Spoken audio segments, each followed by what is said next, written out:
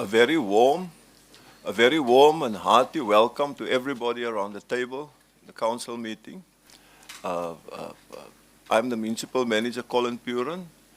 The Speaker is absent, so she won't be here. And according to the rules of order, if the Speaker is not here for a meeting, Council must elect amongst themselves a councillor who can act as Speaker for the meeting, this meeting as well as the meeting in closed session right after this one. So it is my honor now to ask for proposals for somebody who can stand in and act as Speaker for this meeting. Okay. Okay. Good morning, Thank you very much. I would like to take this opportunity to propose Councillor Stefan Botha as acting Speaker, and at the same time then propose that Councillor Joey Bavuma acts as the whip for the day. Thank you very much, Thank you, Councillor Furness. You handled both of them at the same time. Can I ask for a seconder for that proposal? In other words, as Speaker, Councillor Botha, and as whip, Councillor Bavuma. Definitely, Speaker. I will definitely second both positions. Thank you. Thank you, Councillor, for elevating me for the day. Councillors, are there any other proposals for Speaker? Councillor Mkonto, I see your light. I just want to ask did I hear correctly that he is saying Madam Speaker? Yeah. Nomination. So on that note, congratulations, Councillor Botha, on your position as acting Speaker for the day. Let's give him a hand. Okay?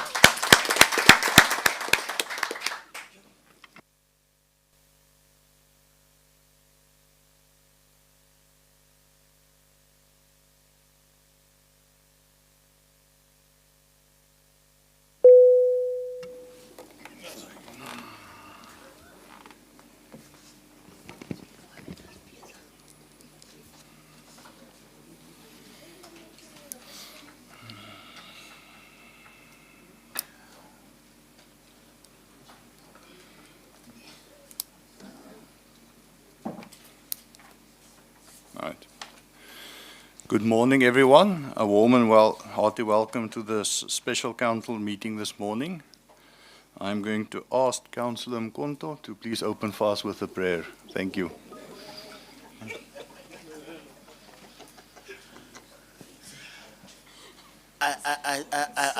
So you want to declare my... Thank you want me to declare my culture? Because this is what I've noticed here. You're only focusing on Christianity way. I have other way.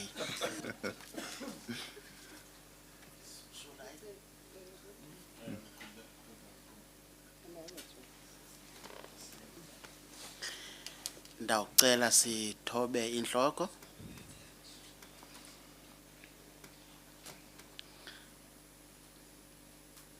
Ndicela kuThixo oqamata ubuqu bakhe nezinyanya zethu ezalala ukuthula ngokuthi bacinezeleke. Ndicela basigade xa kusikwa indlela yokukhulula eli lizwe, sisuse zonke izinto ezathi zabangela umuntu omnyama abe sentlungwini. Ndicela imimoya yabo iphakame. Enkosi.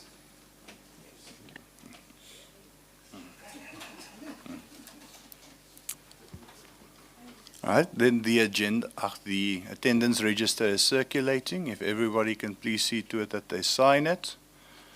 We are then at applications for leave of absence.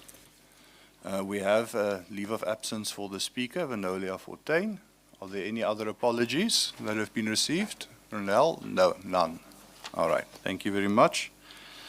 We then move on to point 4 on the agenda, disclosure of interest in terms of Schedule 7 in terms of the Local Government Municipal Structures Act.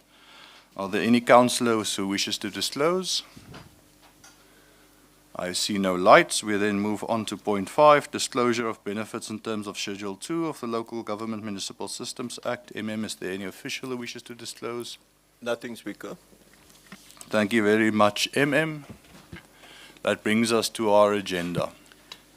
Speaker, before we start with the agenda, I just want to table a motion of urgency at the end of the agenda.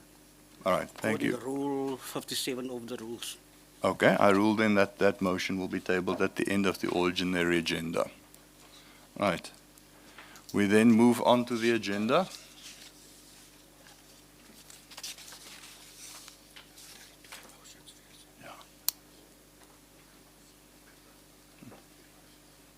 Speaker, if I may, I think it's 2 motions, if it will be fine with you. Okay, no, that's fine, Mayor. Then we will proceed as such.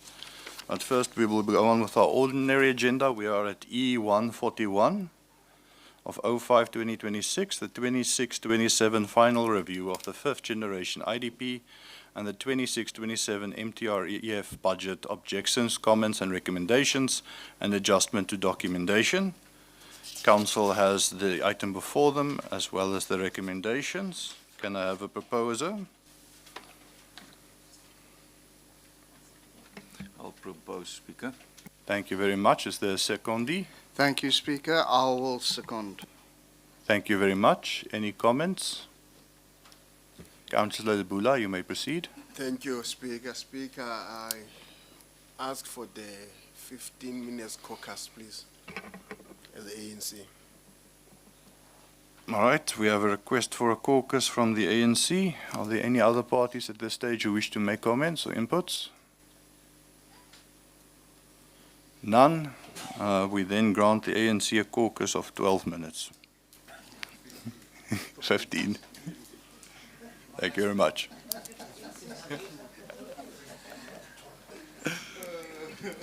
It's now 8 minutes past 9, so just keep track of time. Thank you, councillors.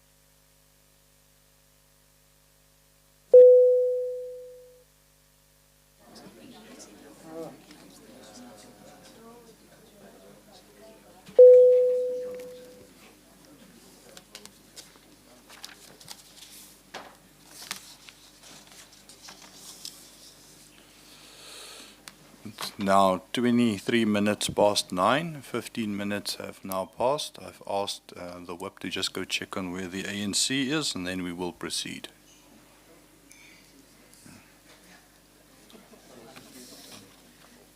Speaker, as ons klaar is met die eerste vergadering, na die motions en forums en closed sessions gaan, het so 5 minute breek vat, dat hulle net absoluut seker moet basis is. Kijk, weet hy geleentheid gaan ons die directeur op vra om te gaan. As net die directeur corporatief, rechtsdienste, en dan iemand van uitstaan wat gaan by ons. So hy is een kort. Ja. Dat is so 10 minute.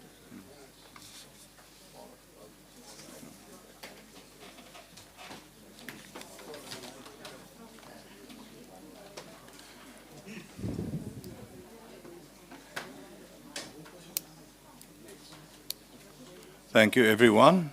The ANC has asked for a 15-minute caucus. The caucus time has passed and the ANC is back in the chamber, so I will now ask them to provide feedback on the item E141, which is where we are at. Thank you. Thank you very much, Speaker. Now, sisibe sicelile noba sifuna ukuqukula.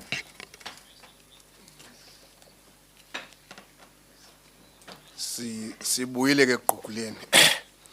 Ngoku ndizawunikezela ke kwisabhokhwe sam ibe sise sawuthetha njengoba sibuye ekuqhukuleni nje.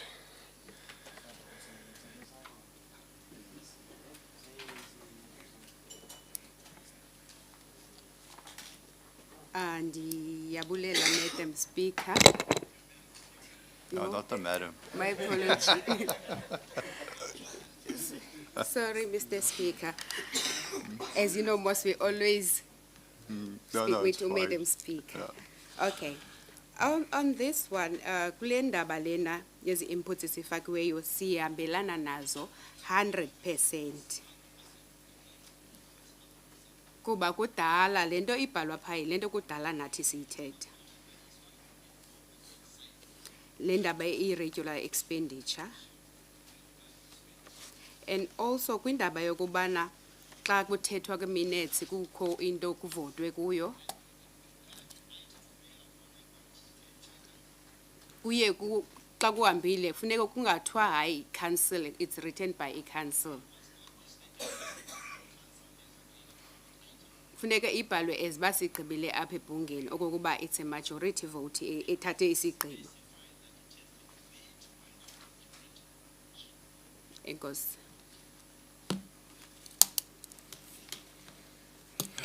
Thank you for the input. Is the ANC then against this item, or can we proceed? You are against this item? Okay. Any other inputs? I see the light of Councillor Baron. You may proceed.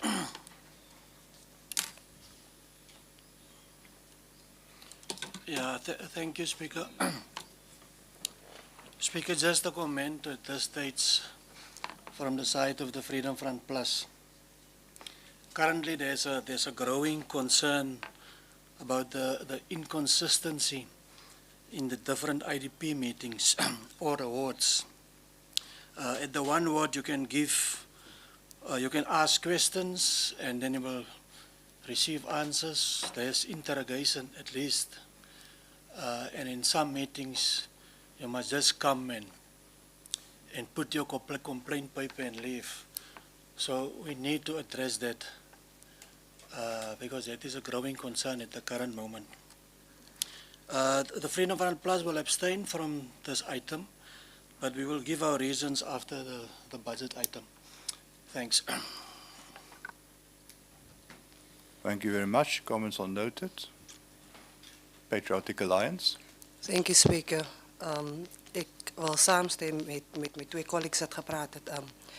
Die budget wat ons voor ons het of die wat gesteld word in die item is dat is onze mense user friendly nie, so daarvoor gaan die Patriotic Alliance ook abstain van die item af. Dankie. Councillor Krieger. It's Blau. Councillor Blau. Blau. So- My apologies. Ikosa will also be abstaining from this item. Thank you. Thank you very much. Councillor Kibit. Speaker, die ACDP nie abstain. Ons wil nie abstain van hierdie item nie, maar ons ontvaar die item nie. Dankie. So julle is teen. Ons steun dit, ja. All right. Sorry. Kukho into endiyilibeleyo ukuba kwezi comments zibhalwe apha esihambiselana nazo 100% zezi ze-red payers enkosi. Thank you very much for that addendum. We then have the Patriotic Alliance, the Freedom Front, and the COSA abstaining, the ANC against, and the ACDP against. We will then have to put this matter to a vote. All those in favor of the item, please raise your hands.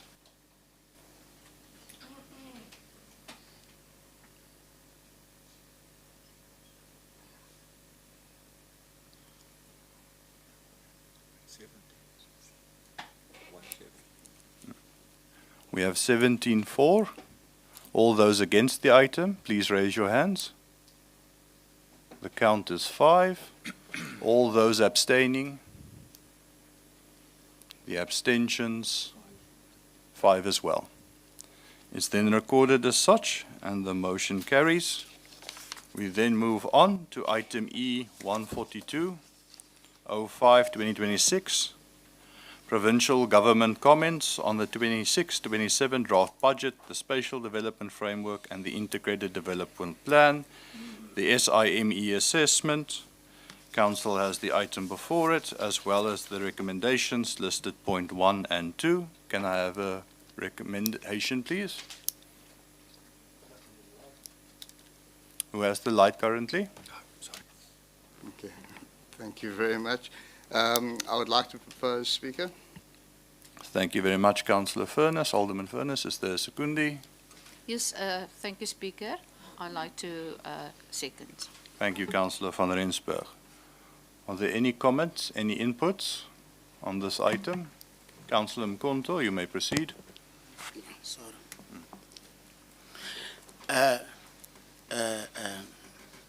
Speaker, I must say we've been here and raising number of issues in regarding with the importance of this item, the spatiality framework, that speak about the readdressing. It's part of that thing, the injustice of the past. When you go outside, Speaker, you will find that there's number of issues that our people are still facing. And when you check this document, it's not even giving an indication what will be the short term and the long term in addressing. There will be plans, but there's no time frame. So it's very difficult for us to say we will support whether there will be input from province or national, but if those input does not address those issues outside, for us as ANC, it will be very difficult to support this item. Thanks, Chair. Thank you, Councillor Mkonto. Is the ANC's position then that you are against the item? Okay, thank you very much. So noted. Any other comments or inputs? None. The motion thus passes with the ANC against. All right, we'll have to take a vote on this item as well. All those in favor of the item, please raise their hands.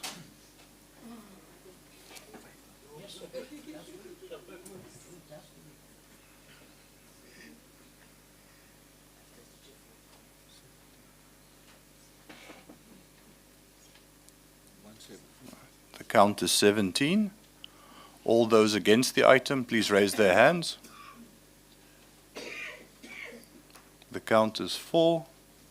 All those abstaining, please raise their hands. The ACDP, ICOSA, Patriotic Alliance and Freedom Front abstaining, and the count is 6. The motion carries. We then move on to item E 143 of 26. Approval for the 26-27 final review of the 5th Generation Integrated Development Plan, the IDP. Council has the item before it, and the recommendations are listed in points number 1 to 5. Can I have a proposal, please? I'll propose, Speaker. Thank you, Mayor. Is there a secundi? A second, Speaker.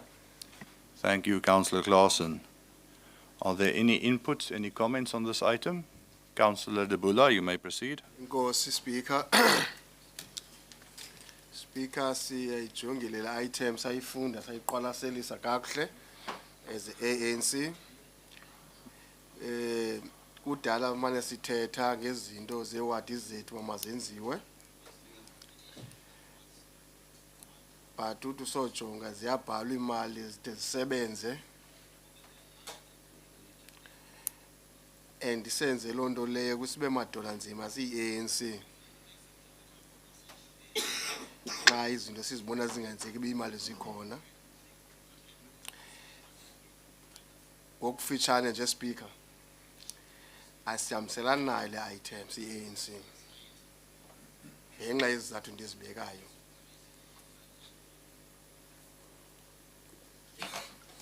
Thank you very much. Councillor De Bula is indicating that the ANC is against the item for the reasons he so noted. Any other comments, inputs? Right, well then I put this item to a vote. All in favor of the item, please raise their hands.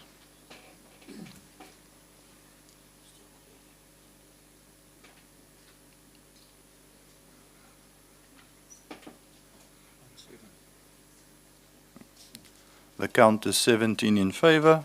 All those against, please raise their hands. The count is 4 against, 6 against. Apologies there. All those abstaining, please raise their hands.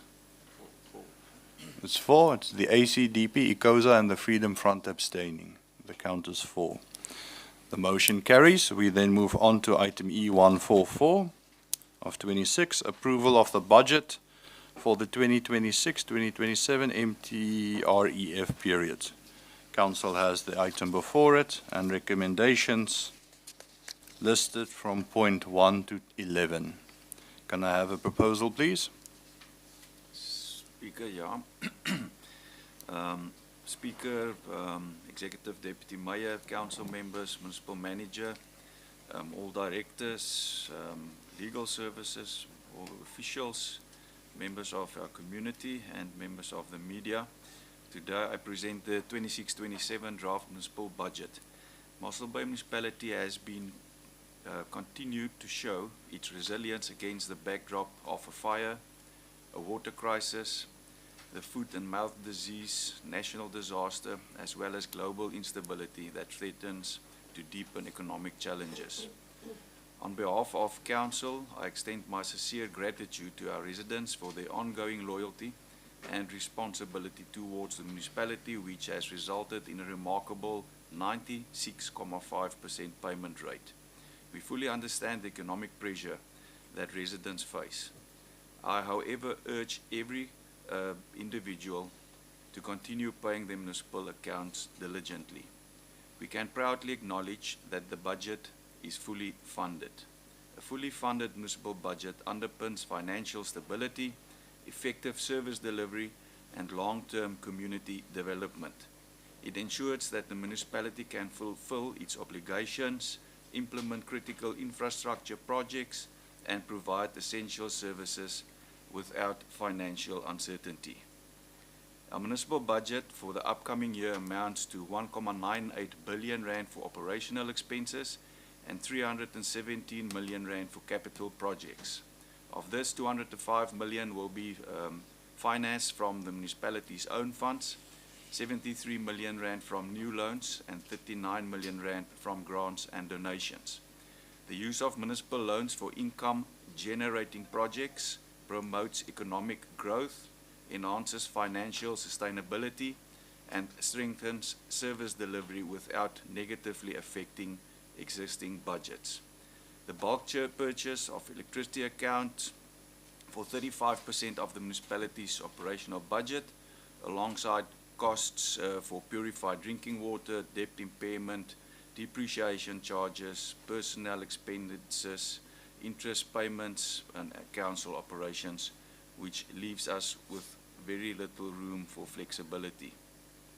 If we look at challenges and cost drivers, while drafting the budget, we faced several factors beyond the municipality's control, including the Eskom bulk purchases increase of 9.01% and the rising diesel costs for municipal vehicles and equipment.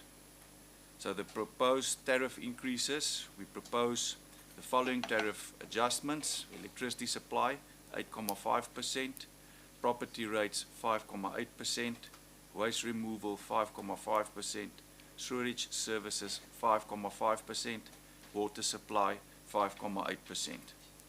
These tariff increases result in an average increase of 7.3%, or approximately 258 rand per month for a household with a property value of 1.1 million rand, which is consuming 500 kilowatt hours of electricity and 15 kiloliters of water per month. For a household with a property value of 2.5 million rand, consuming 1,000 kilowatt hours of electricity and 30 liters of water per month, the increase would be 7.4%, or 432 rand per month. Our supporting measures: we recognize that these adjustments will impact on household budgets, and we will continue to uphold our credit control policy. Pensioners and low-income households may still qualify for discounts on electricity, property rates, and sewerage charges. To cope with rising costs, we have adjusted the qualifying household income threshold to accommodate more of our pensioners. The discounts are structured as follows: 30% discount for households with a gross income of 27,900 rand per month or less, and a 50% discount for households with a gross income of 20,800 rand per month or less. Investment and growth. Mossel Bay remains South Africa's leading semigration and tourist destination. Keeping up with growth has required long-term infrastructure planning and an events-driven strategy to boost economic growth and job creation.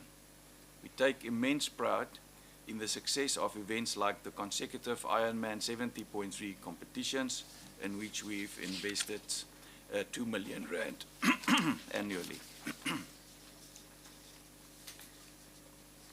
Sorry for that. The return on investment has been substantial. Independent research has consistently shown that the event contributes more than 50 million rand, 54 million rand in 23, and 58 million rand in 2024 to the local economy. Mossel Bay also continues to be ranked as Ironman destination of choice by more than 2,500 athletes and the more than 8,000 supporters who attend the event each year. But Mossel Bay is more than just an exceptional sporting destination. In 2024 and 2025, we successfully attracted over 100 events to our town, directly benefiting the local economy. It is no surprise that Lightstone Properties has recognized Mossel Bay as South Africa's leading tourism destination in the 24-25 festive season. This recognition undeniably proves that our municipality sets a high standard of service delivery, and we continue building on this reputation. In 2025, Mossel Bay Municipality has also received its 6th consecutive clean audit, indicating strict management of ratepayers' money. Property tax and budget assumptions. To fund and enhance this high level of service delivery and additional municipal functions, property tax is utilized, covering other critical municipal operational costs as well. Historically, Mossel Bay has had one of the lowest property tax profiles in South Africa. When compared to similar municipalities, Mossel Bay derives only 15.7% of its total budgeted revenue from property tax. whereas comparable municipalities generate up to mid-20% range from property tax income. This firmly establishes Mossel Bay as a highly tax-friendly municipality. Subsidy benefits. Low-income households will receive subsidies on basic service fees, including water, electricity, waste removal, sanitation, and property tax. The three levels of subsidies for low-income households have been specifically designed to provide economic relief to those who genuinely need it. Additionally, this financial relief extends to households with persons living with disabilities, provided they meet the relevant criteria. Budget assumptions. Currently, consumption trends have been used for the 25-26 adjustment budget. Projections have been projected, or let me say, it's been projected that, let me reread that sentence, sorry. Current consumption trends have been used for the 25-26 adjustment budget projections and have been projected towards the 26-27 MTRF budget period. General cost adjustments are 4.6% of the new budget year, firstly. Secondly, 5% savings on employee-related costs. Thirdly, the revenue budget on service charges is based on a 0.1% consumption decline in electricity consumption and a 1.9% increase in water consumption. Personnel and financial management. Personnel costs stand at only 25.9%, which is significantly lower than the national accepted limit of 35%. In accordance with the South African Local Government Bargaining Council, all employees will receive a salary increase from 1 July 25 based on the average CPI percentage plus 0.75%, which has been determined at 4.75%. The Budget Steering Committee focuses on realistic revenue calculations while applying strict cash controls to ensure that our budget is aligned with the municipal priorities. Cost-reflective services. According to national government directives, all municipalities must have cost-reflected tariffs, meaning that the tariffs charged should accurately reflect the actual cost of the service provided. This principle is essential for drafting sustainable budgets and ensuring that the municipality remains financially viable. As outlined in the Constitution, municipalities are required to provide key services including basic services, social economic development, security and public safety services. Funding from both national and provincial governments have, however, decreased significantly, making strategic cost-reflected tariffs an essential component of financial sustainability at municipal level. Services such as waste removal, electricity supply, water and storage are funded through the tariffs paid by residents. Traditionally, these services have been largely subsidized by profits from electricity sales, but with ongoing load shedding and declining electricity consumption, this subsidy could drop to zero in the coming years. Therefore, we must plan strategically and proactively. A financially sustainable municipality cannot rely on external income sources alone. Financial sustainability. The renowned ratings agency Ratings Africa recognized Mossel Bay Municipality in December 25 as the 5th most financial sustainable municipality in South Africa, alongside Midvaal Municipality in Gauteng. And over the past couple of years, we've consistently seen that we are ranging between number 1 and number 5, showing that we are consistently in the top 5 municipalities in South Africa. However, our mandate remains clear. Maintain high levels of service delivery, ensure fair and sustainable tariffs, guarantee financial stability for Mossel Bay's prosperous future. This is our commitment to every resident. One of the key aspects of this budget is to proper management of liquidity, which plays a fundamental role in the financial health of our municipality. There are 3 main factors that positively or negatively affect our liquidity, and today I will elaborate on firstly tariff settings and affordability. Our approach to tariff settings has been cautious and strategic, with affordability as a priority. The cost of municipal services places an increasing burden on taxpayers and residents, which we have carefully considered in the 26-27 budget. We are witnessing delays in municipal account payments, with some residents unable to settle their accounts entirely. This is a serious concern, and we must continue to offer inclusive and fair financial solutions to support residents. Secondly, budget funding. Our Budget Management Committee identified the deficit before recognizing capital grant funding as a critical issue. I think we can also all relate to all the disasters that's currently taking place, and we can all foresee that that will also put extra pressure on provincial and national funding that might be forthcoming. Through dedicated planning and strategic financial management, we have secured a budget surplus for the 26-27 MTREF period. This surplus generates financial stability and supports our long-term planning objectives, ensuring municipal sustainability. Thirdly, energy losses and combating electricity theft. The municipality's energy losses have increased year on year, and the estimated electricity loss at the end of February 26 stands at 16.87%. To combat electricity theft, we have implemented several measures, including bulk meter audits and inspection projects, community safety initiatives across all Mossel Bay wards, proactive municipal interventions to minimize energy losses.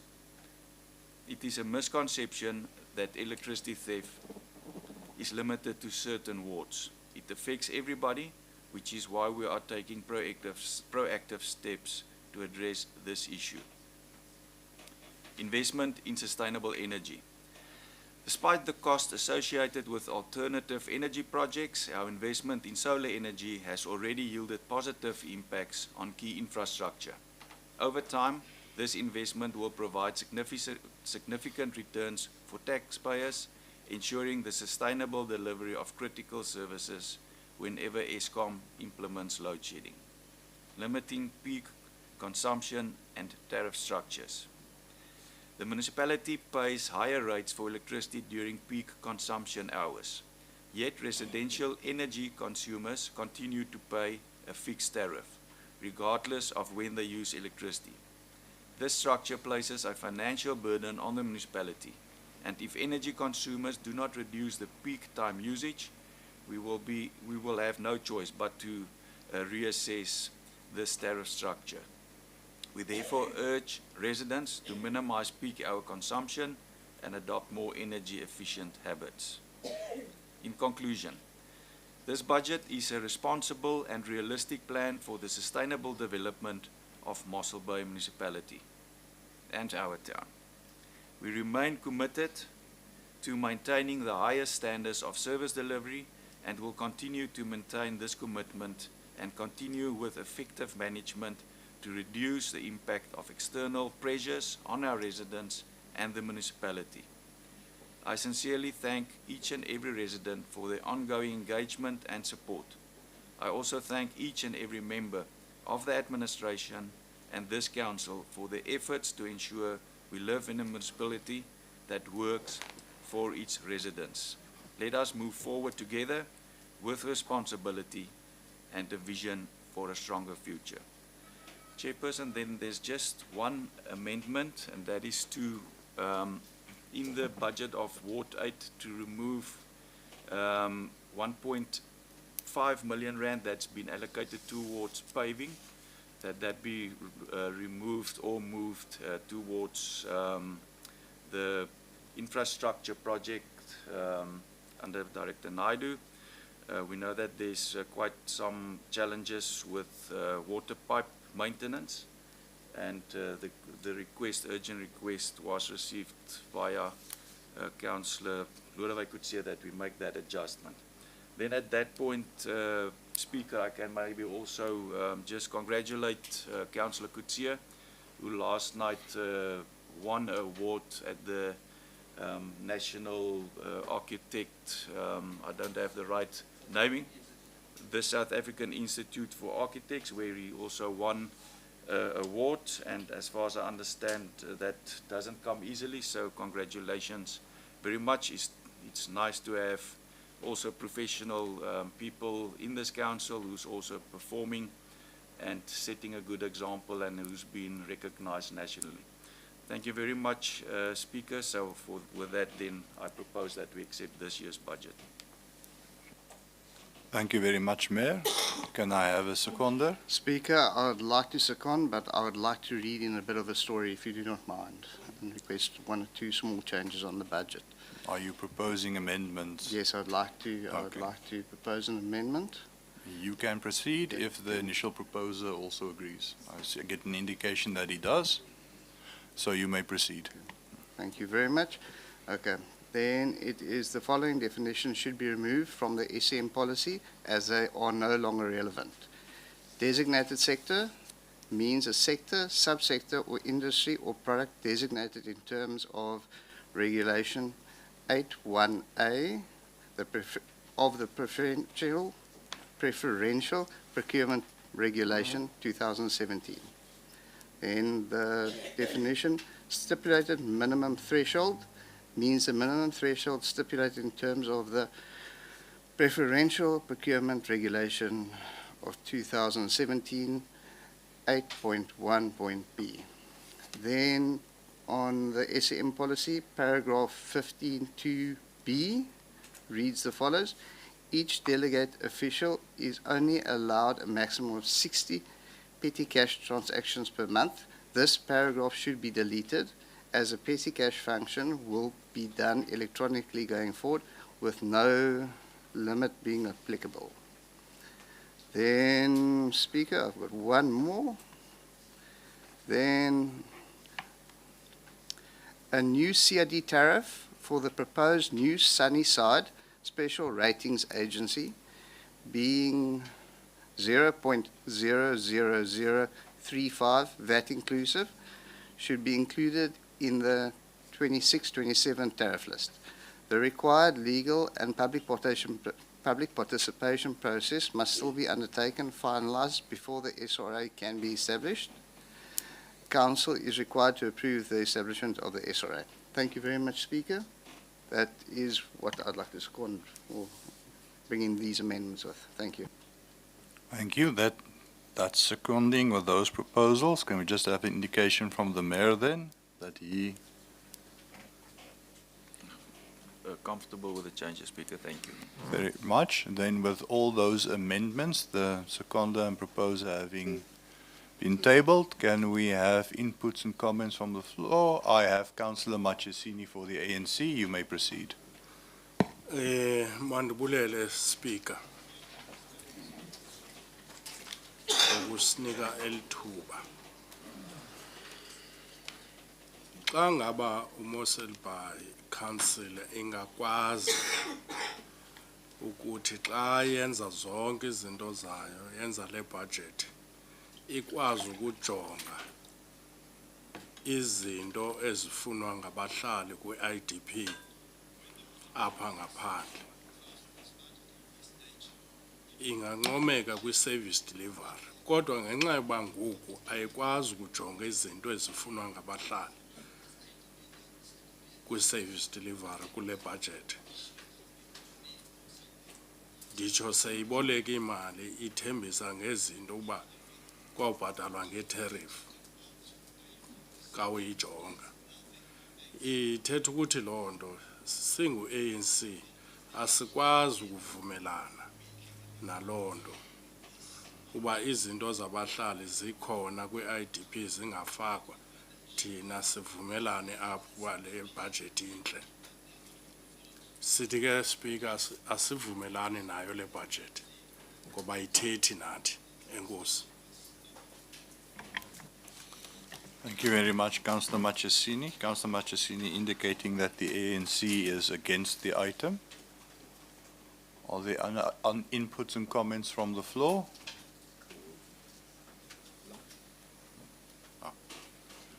Councillor Mkonto, are you amending the ANC's position as proposed by Councillor Machesini or just making a comment? I'm supporting, Okay, thank you very much. You're supporting him. yeah. Okay. Speaker, in supporting my councillor or my fellow colleague, Baumachaya. Zawuthetha isintu ba.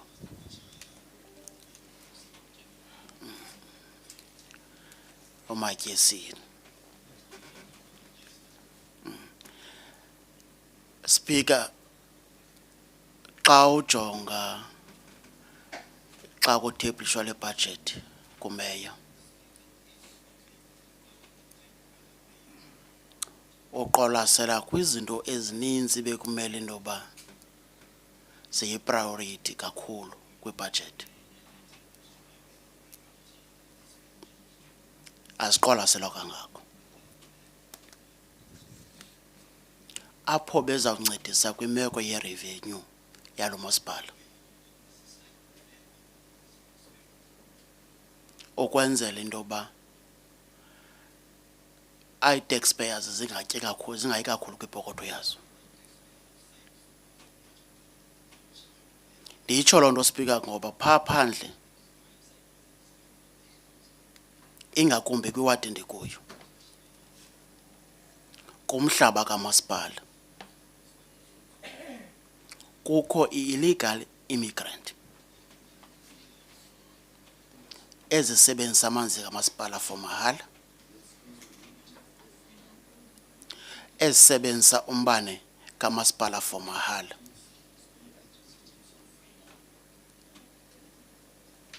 But loo nto andiyiva kwi-speech sikameya indicate into yokuba kuza kwenziwa ntoni ngezi meko zinje. Benzawucela ke umeya akasinike into yokuba ingabe unayo na i-provision yoku-intervene kwi-situation ezinjeya. Ukwenzela into yoba abantu bakuthi bangayi epokothweni ngenxa yabantu abatheni abangene eSouth Africa ngokungekho mthethweni.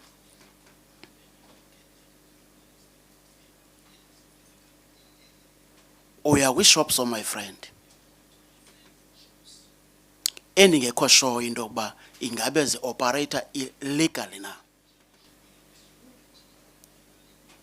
Andiva ibekwa kwi-statement esisinikwe kumeya e-addressa the issue yentoba aba bantu abaya ingabe ingabe ezi area bakuzo ziyi-business zone. If baziyi-business zone yimali neziyenzela elibhunga.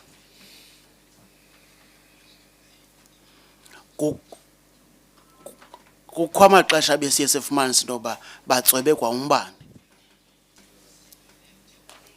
kodwa barana ibhizinesi. Andivi addresswa loo nto ngumeya. Zinintsi izinto ebenozikhankanya apha ne-failure yoku-make sure into yokuba abantu bakuthi bafumana umhlaba orayithi bakwazi babe yinxalenye yokuthini yokubhatala iinkonzo zikamasipala amanzi ombane. Nokulahlwa kwenkunkuma phaa ngaphandle ngendlela engekho mthethweni. Umasipala angene kwiindleko ezininzi zokususa inkunkuma apho bekumele ufaka iindleko ezincinanana ukuleqa abantu abalahla nje inkunkuma. So mna ndihambelana noxa wam into yoba le budget ayikathethi ngee-issue eziphaa ngaphandle. Enkosi.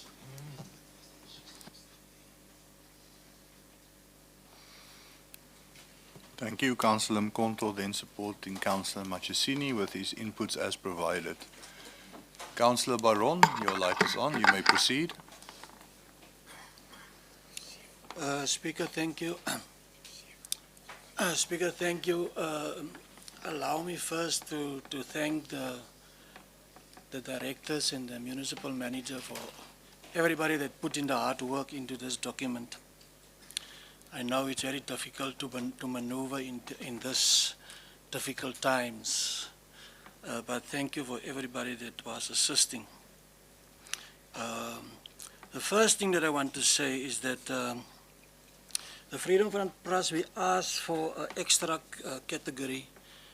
You all know we tried for so long to put another category after the 27 cut-off for the pensioners, certain pensioners to assist, and we can see that is the bulk of the people that is paying this municipality, ratepayers, so that we can exist.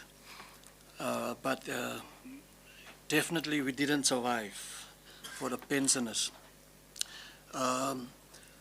Our biggest concern, Speaker, is the fact that every time we as the Freedom Front Plus, we ask for information about legal costs, litigation, then we get an information for, no, sorry, you must put in a prior application as a councillor. It's a big problem for us because we need this information in order to approve a budget. We want to know what is happening within our legal costs, what is our debts, what is the problems that we have. And then lastly, there's a big concern outside. Don't know whether their concern is valid, but people outside, the ratepayers, there's a lot of organizations that phone us this week that say they want to take us to court. They say our tariff structure that we use for the ratepayers is illegal, same as Cape Town. I don't know, they must go to court if they want to, but we open the door for them in order to try whatever they want to do. So the Freedom Front Plus is definitely against this budget, and the biggest problem is that we actually just wanted a 10% rebate discount for the pensioners. We have a problem that the pensioners that is losing their houses. Yeah, so the Freedom Front Plus is for that reasons we are against this budget. Thank you so much. Thank you. The Freedom Front indicating that they are against. I got a notice now from the administration that the CFO would also like to address council. Before Councillor Blau, you proceed, let us just then hear out the CFO. CFO, you may proceed. Thank you, Speaker. Just two small issues. On page 949 of the agenda, the proposed amendments raised by MMC Furnace in relation to the budget-related policies must be read in conjunction with recommendation 5. That was the first issue. And also the second issue I want to raise, Speaker, is that NERSA has approved the electricity tariffs for the 26-27 financial year. We got the approval last night. So I wanted to mention that in council. Right, thank you very much, CFO. Alderman Furnace, you are happy with those changes? Yes, thank you very much, Speaker. More than happy. And then the Mayor also? Yes, Speaker. Okay, then we take cognizance of those 2 points on the more technical level and the approval from NASA, for which we are grateful. Councillor Blau, you may proceed. Thank you, Speaker. I'm also glad for that notification from NERSA. The budget. I know that like my colleague over there said, thank you to the administration and the directors maneuvering this, because we know what we can and we cannot do. I think one of the most important issues that are burning our communities at the moment is drug use. And for us to see that people are, and we know we can't build a rehab center, we know what the municipality can do in their field or not, but I would like to see more outreaches where, from the municipality side, coming to little rural areas, doing workshops, making sure there's skill development, getting our young people to do something with their hands, so that we don't have, so that there can be a decline in drug use and break-ins, in crime, because it all derives from that, and it's a problem for everyone in almost every community in Mossel Bay. Thank you. Thank you very much, Councillor Blau. Again, just to get an indication, are you then in support of the budget or against or abstaining? I'm in support of the budget. Thank you very much. Councillor Kivit, or who else has the light on right now? Sorry, Councillor Peterson, I didn't see your light there. You may proceed first and then Councillor Kivit. Thank you, Speaker. Speaker, soos ek voorheen gesê het, die budget praat die tot voordeel van onze mense nie. En ek is 'n voorstander vir jeug. Ek sien niks wat ons gaan doen as 'n munisipaliteit vir die jeug nie. Ek sien nie enige progress dat ons die jeug wil vorentoe vat nie. So daar's vele ander goede wat ons kan mense nou op hierdie stadium van die geveg, maar ek sal net sê dat die Patriotic Alliance is heeltemal teen hierdie budget. Baie dankie. Patriotic Alliance indicating that they are against for the reasons given. Then Councillor Kivit, you may proceed for the ACDP. Baie dankie, Speaker. And soos my colleagues have said, baie dankie, Director, and everybody that is involved in the drafting of this budget. Speaker, van die ACDP se kant af is ons baie concerned oor small businesses en waant die small businesses op pad is of hulle in die hoofmynstroom van die besigheid business involved in Mossel Bay of hulle deelagtig geraak van die hoofstroom wat ook nie aangespreek word nie because as ek 'n besigheid oopmaak en dit voorsien het vir my 'n broodjie maar ek het 'n hoop vir dat die business sal groei en expand is daar geen hoop vir my nie. Nie in hierdie budget atmosfeer waar ons mense graag wil hê dat hulle kan verbeter en met reg het die ANC sekere subjects opgebring ten opsigte van hierdie winkels wat opskiet in ons gemeenskappe en hulle vat die finansiële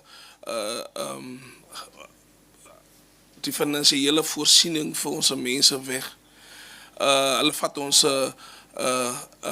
gedeelte weg waar die mense kon self winkeltjies kan kry en wat so ek het gesien in die verlede dat omdat hulle gekom het en omdat hulle budget groot is, het die plaaslike werkers of plaaslike winkeleienaars die stryd verloor teen hierdie groot massiewe besighede want hulle kom by mekaar.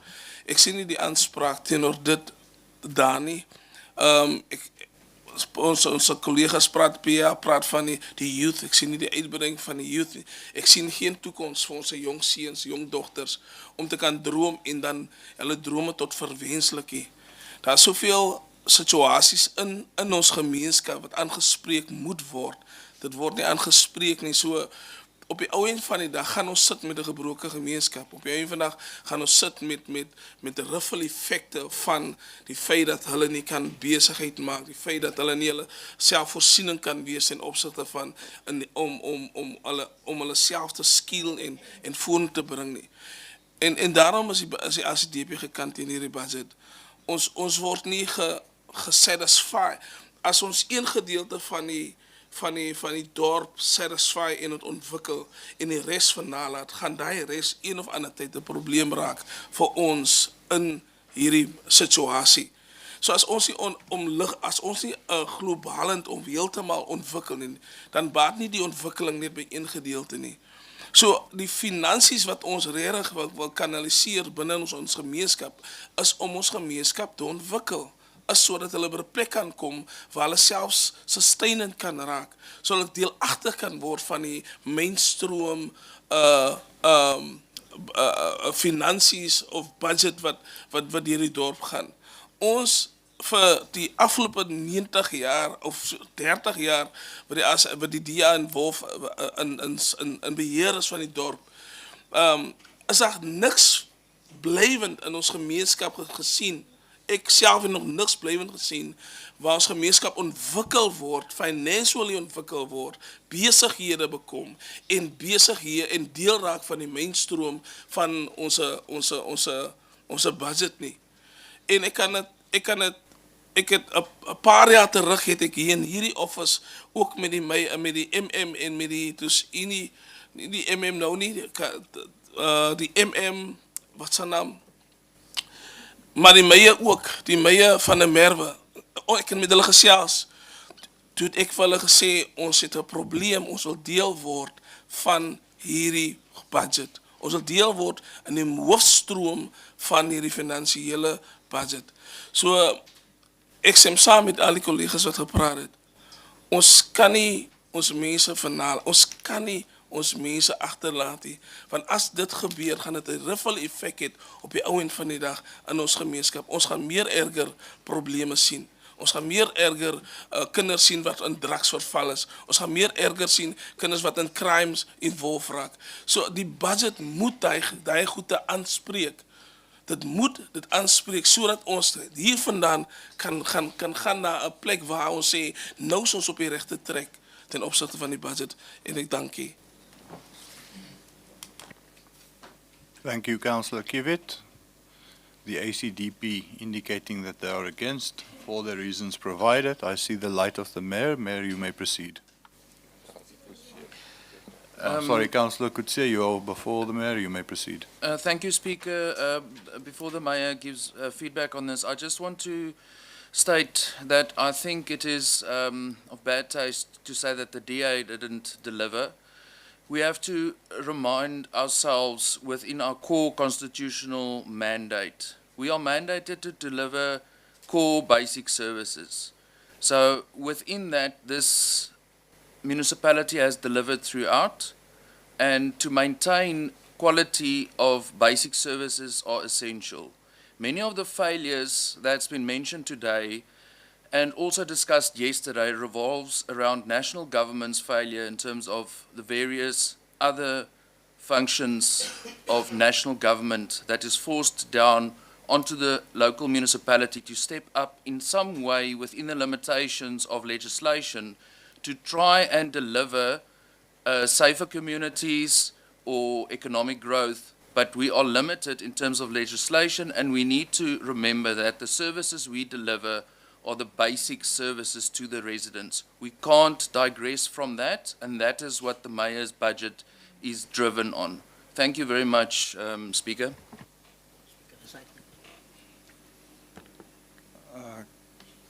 Alderman Boyson, the Mayor, okay, the Mayor indicating that you can proceed. Thank you. I think I must answer this in Afrikaans because the complaints come in Afrikaans. Speaker, hierdie Mossel munisipaliteit alhoewel dit hulle mandaat is nie, het hierdie Mossel munisipaliteit gaan om kantore op te maak met die LED kantore om klein besighede te help. Om te help te wys hoe getender word, hoe om besighede te bekom. Dis punt nommer 1. 2. Speaker, het hierdie Mossel munisipaliteit jeugkantoor geopen om die jeugdiges te kan help en hulle te bemagtig met baie goed buite hulle bereik. Speaker, nommer 3. Dan het hierdie Mossel munisipaliteit uitgegaan om in die vorm van 'n setsmo om mense wat in drugs te verval is te probeer help en te kry 'n tipe van inligting. Dis al hierdie Speaker as buite die mandaat, maar dis hoe die Mossel munisipaliteit uitgereik het na ons gemeenskappe daar buite. En ek sê baie dankie. Thank you, Alderman Boyson. Mayor, you may proceed. Speaker, I wonder, maybe I just want to give feedback on all the inputs. Okay, can we then perhaps just take the input from Councillor Debula as well, who hasn't spoken yet? Councillor Machesini, if you can just give over to Councillor Debula first. He has not had an opportunity yet. Okay. Councillor Machesini, your second and last bite.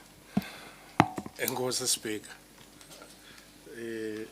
Speaker, masiqale silungise le nto ithi kakunengxaki kuloko kuthiwa unational kwathi.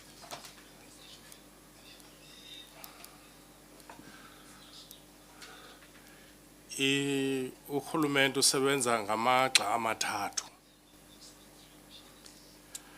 urhulumente we-national, urhulumente we-province, urhulumente wasemakhaya.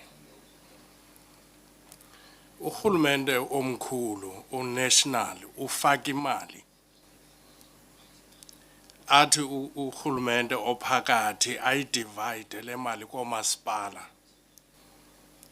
Ze umasipala asebenza adeliverishe i-service delivery kubantu.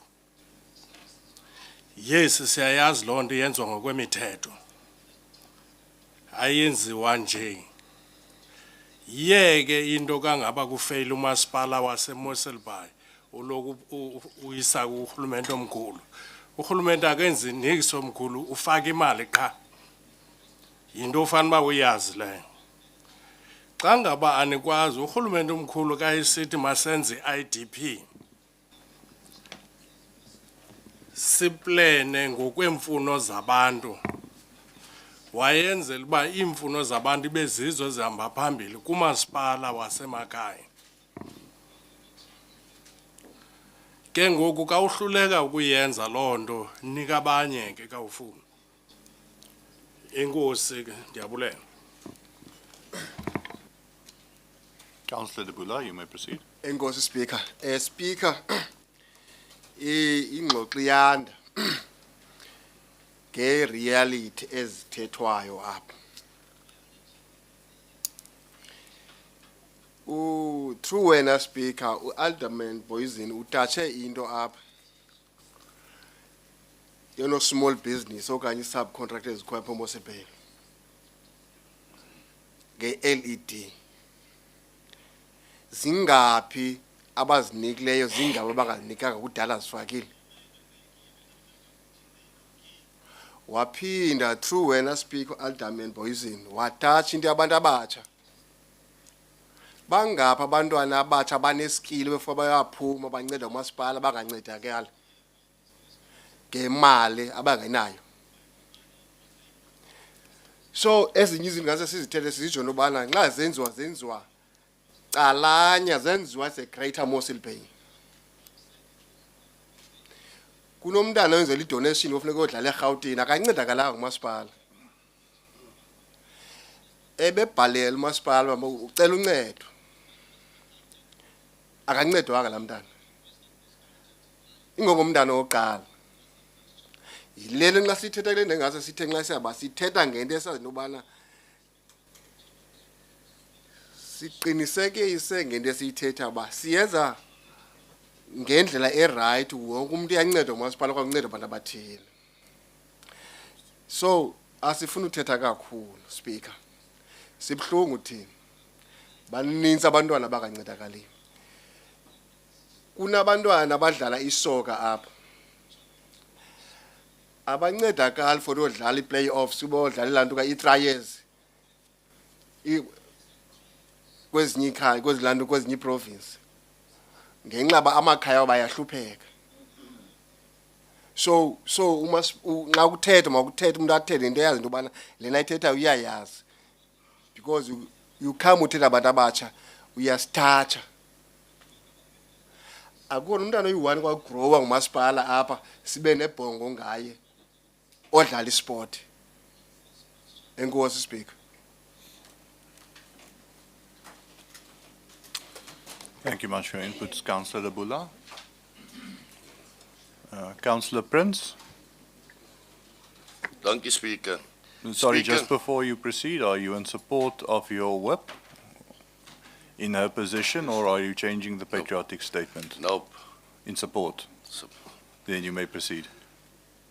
Speaker, ja, hierdie goedere kan als vermy word. Veral as ons teruggaan na die IDP toe.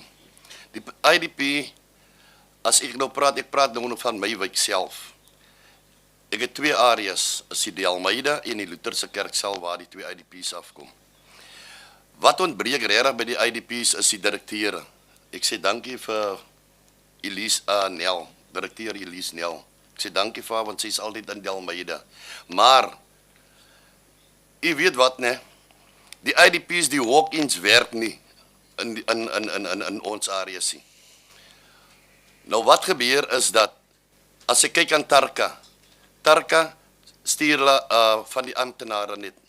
En dis goedere wat nie op die IDP kom nie. As ek kan gaan kyk hier binne in wat in my wat toegeken is en wat regtig saak maak in die area.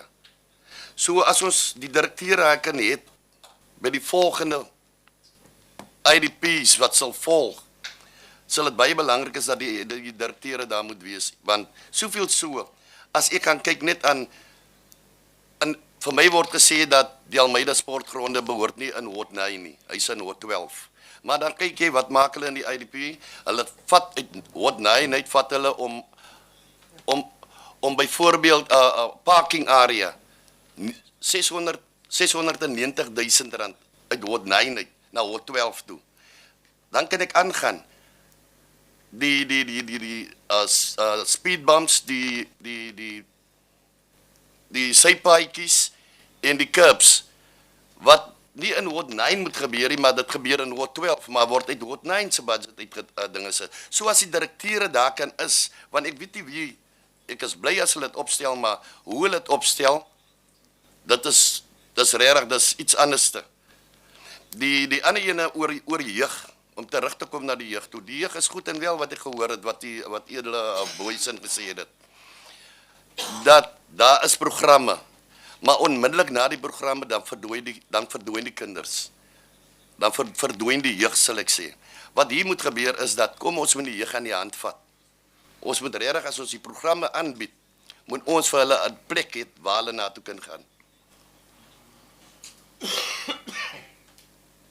Dankie, dis al wat ek wil sê, Speaker.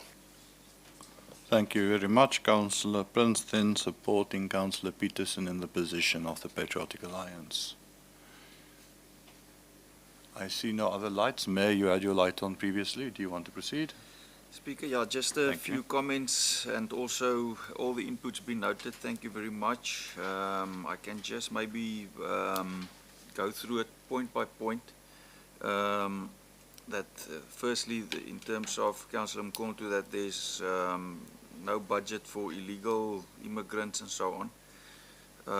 So it's important, colleagues, that we note that I know that Councillor Machesini also mentioned that national government only gives the money, it doesn't do anything else. I strongly disagree with him. Unfortunately, national government in our town, not that there's a lot of other things they also run. In our town, they do not only give money, they run South African Police Services, they run the Department of Home Affairs, they run the Post Office Services in our town, they run the port, they run Spoornet, NAIDA, which is involved with youth development and so on.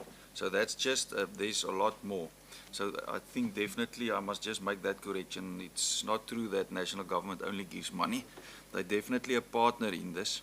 So obviously, in terms of SAPS and the Department of Home Affairs, they should also come to the table when we talk about illegal immigrants and all these shops and so on.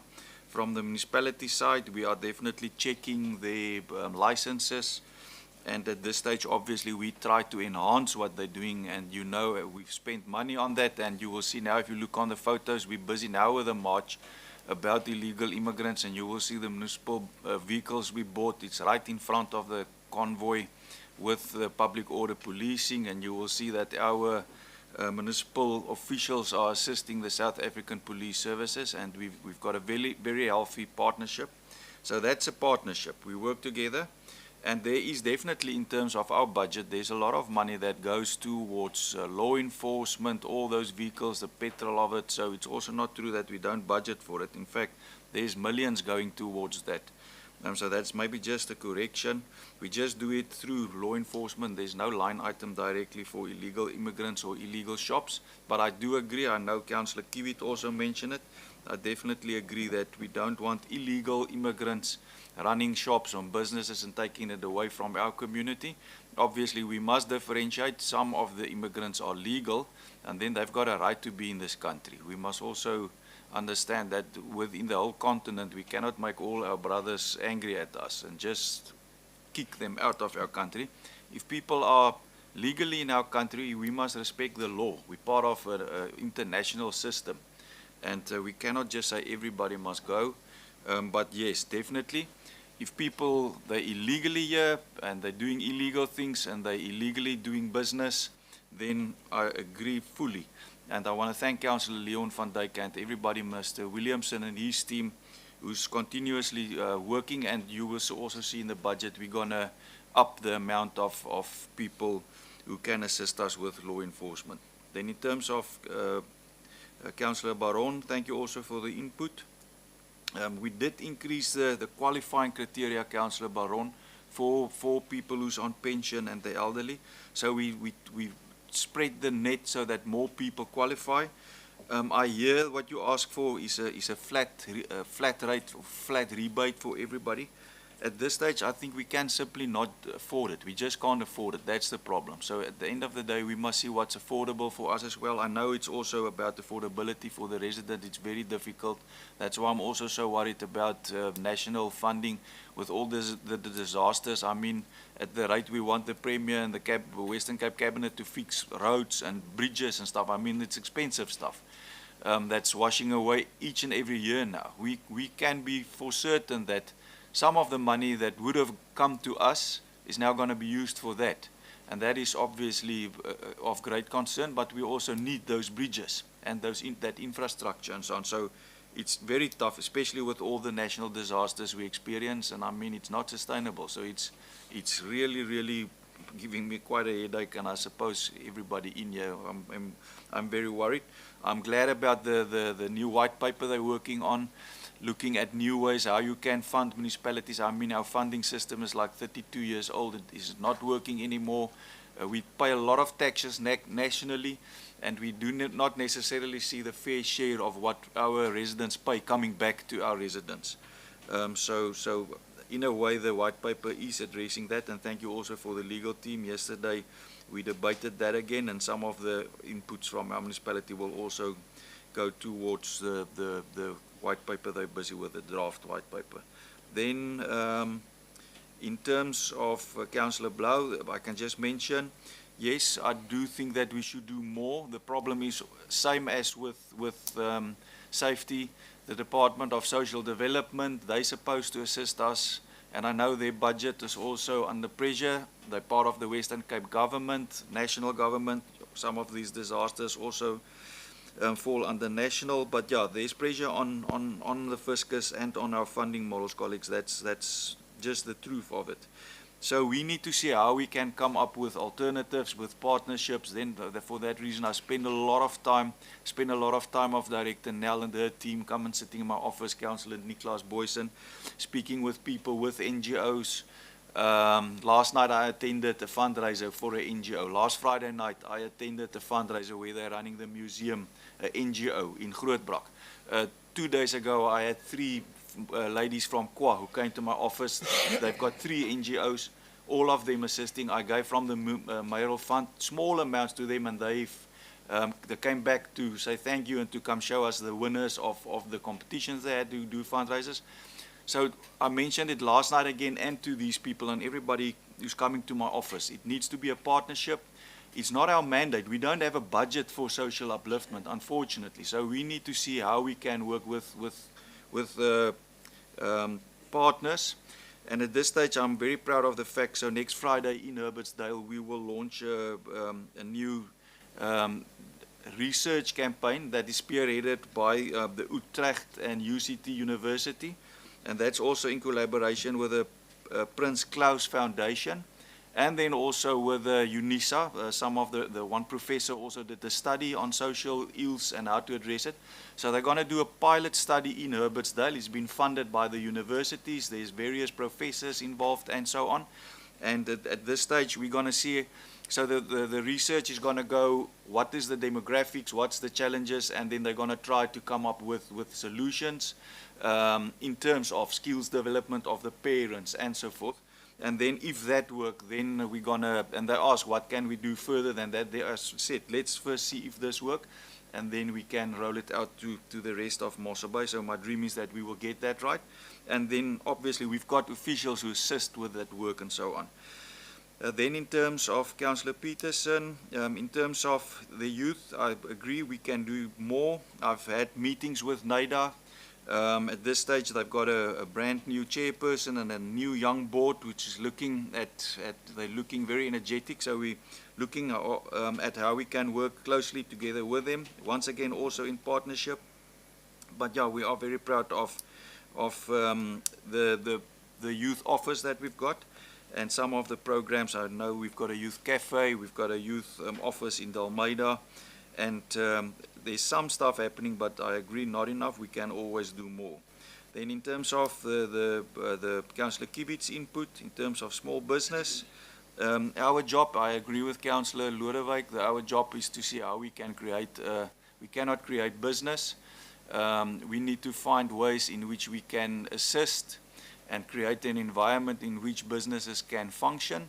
And at this stage, I also agree, and I think in the next term, at this stage, we're very effective in all the strategies that we've implemented over the past 5 years, meaning that we're the fastest growing town in terms of people moving here, residential growth, which also you can say, but it is creating jobs. There's a lot of construction, small businesses which are benefiting from the growth. We know that, for instance, in America, if the construction economy goes well, the whole economy goes well, and it's exactly the same in Mossel Bay, and it also gives assistance or jobs for less skilled people. Yeah, with that, I think also quite important is the contractor development plan that we're rolling out over the past term. And the idea with that is that for all contractors who's working, you would see how many contractors are working on Louis Fourie, quite a lot. And the idea is to upskill them so that whenever a bigger contract comes, that they've got the right grading and points so that they qualify also to tender for that. We assist with how to tender. We've got officials who assist with that. Then we received an award last year in terms of entrepreneur development from the Western Cape government. We got that award. Yeah, and then and I think we can still do more. We've rolled out quite a lot of business hives over the past couple of years. But if you look at the economical growth, keeping in mind the challenge of all the illegal shops or foreign shops, let me say it that way, and it is true, they take a lot of opportunities away, so it is a concern. The problem is if we allow them to be legally in our country and they're legally doing business, there's nothing we can do about it. It's been allowed. Obviously, I agree that we should act whenever it's illegal. That is very important.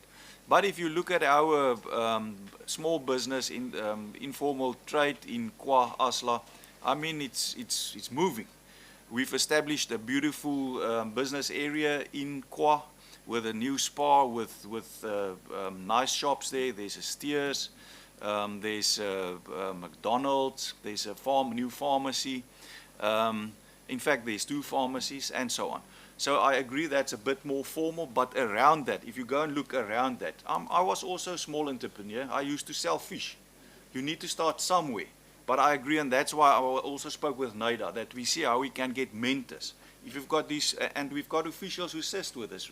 I mean, our local economic development office, they assist, and we regularly get young people with business ideas, and we take them to them, that we assist them, and we've got some great young people who's entrepreneurs who started their businesses over the past 5 years, who's doing well, and we can, in terms of all this stuff, we can even do more, and that is why we need a budget. That's why we do not need to misuse the money or steal the money, and so on. So I do agree. I can just mention then, in terms of what Councillor Dambula said, sport assistance. From the mayoral fund, we fundraise, so there's no budget for what you're asking for. It's not allowed. It's not allowed to give money to children to go and do sport. The legislation do not allow it for a municipality. So what we do is my office fundraise, and we continuously assist, but it's with small amounts, because sometimes we get up to 15, 16 requests. At this stage, we're sitting with hockey children. It's a pack like this, colleagues. So there's simply not enough money. And I want to thank everybody who's assisting, who's fundraising. So at least we are fundraising. We do give a lot of money back. I never brag about it. I never put it in the media. It's not for me to brag about when people are struggling and they need assistance. But we do fundraise all the time, and you are more than welcome. I've seen many of these councillors in this office here who did not attend one fundraiser, not one, over the past 5 years. So please, and I do see a lot who do support. But we've got golfing days, we've got breakfasts, we've got almost every second month a breakfast. Many councillors I don't see there. And that money is just one of the ways in which we fundraise for children, for the upliftment of our poorer communities, for food when there's these challenging times and situations as we've experienced over the past couple of months. But I mean, in terms of sport assistance, we help from the mayoral fund. We've got our youth office that assists. We've got a mayoral cup. That cup costs more than 100,000 rand every year, where we've got a lot of soccer teams, rugby teams, netball teams of the youth partaking in that. And then obviously I think the biggest benefit and assistance to the youth is our sporting facilities. Yes, we need more, and that's why we need to make sure that we spend the budget properly. But that is the biggest contribution, and that is within what we are allowed to do as a municipality, to create a space in which youth and business and everybody can thrive. Thank you, Speaker. Thank you very much, Mayor. I think we have exhausted. All the parties have given their inputs. I am going to put this matter to a vote now. Sorry, Councillor Mkonto, your second and last bite. Yeah, I think you will be declared. Speaker, kwimeko mandiqale ndithi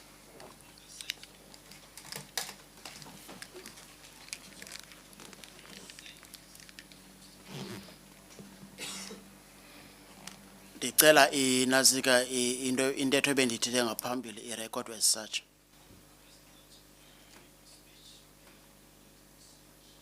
Nale ndizayithetha. Speaker, ndifuna ukuzisa apha ebhongweni ukuthi if kuba besi innovation besikwazi ukuceba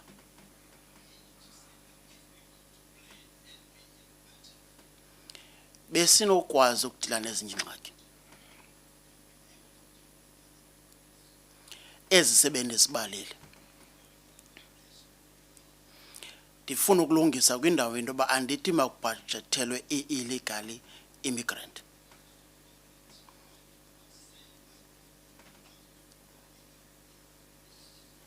But ndithe maku-enforcwe iipolicy zalo masipala. Ukuze ukwazi u-enforce iipolicy zalo masipala, kumele uyifake ibudget kwi-law enforcement.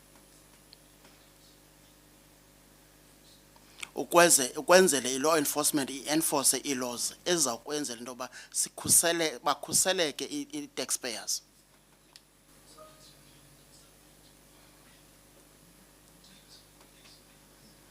Ngoba zidleka kakhulu ekwibhokotho zabo.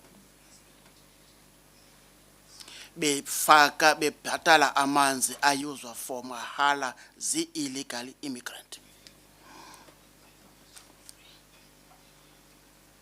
Bebhatala umbane osetyenziswa for mahala zi-illegal immigrant.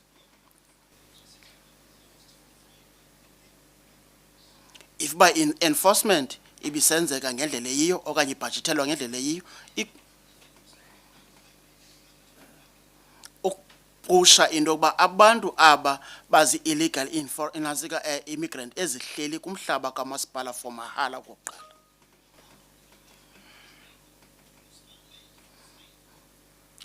Not these people, the illegal immigrant. Even noba bakhona abahleli abaze eSouth Africa legally, umthetho uyatsho into yoba bezele ntoni. And ndiyakuva mayor uthi abo ba legal barun ibhizinesi bazana legal.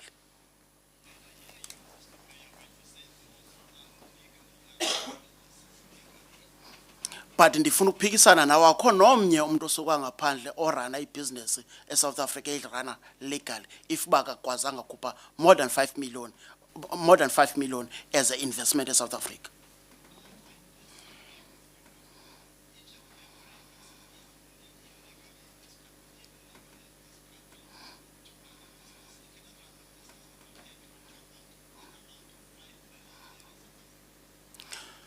So phaa ngaphandle and yinto elisoloko sizibuza lo yona sasinikwe i-guideline apho into yoba masibe ne-guideline egayida ezi foreign shops ziranwayo eMossel Bay eziranwa eziranwa illegal.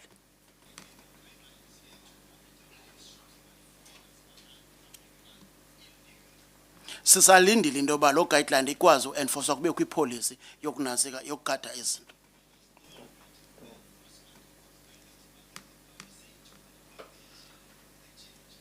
If we are business South African as run as business, the issue of funds that we are asking, if we supported the young people, the sponsorship, all these things is need to ngabantu abasha bezaphuma if we South Africans bezi run as business.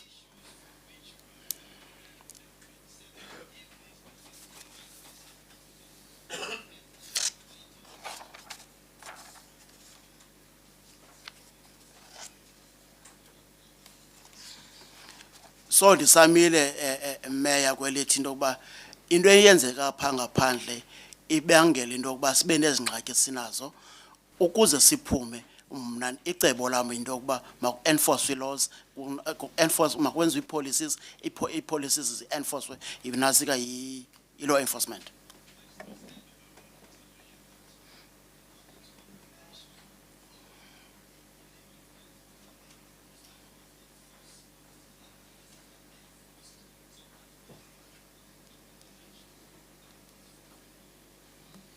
Enkosi.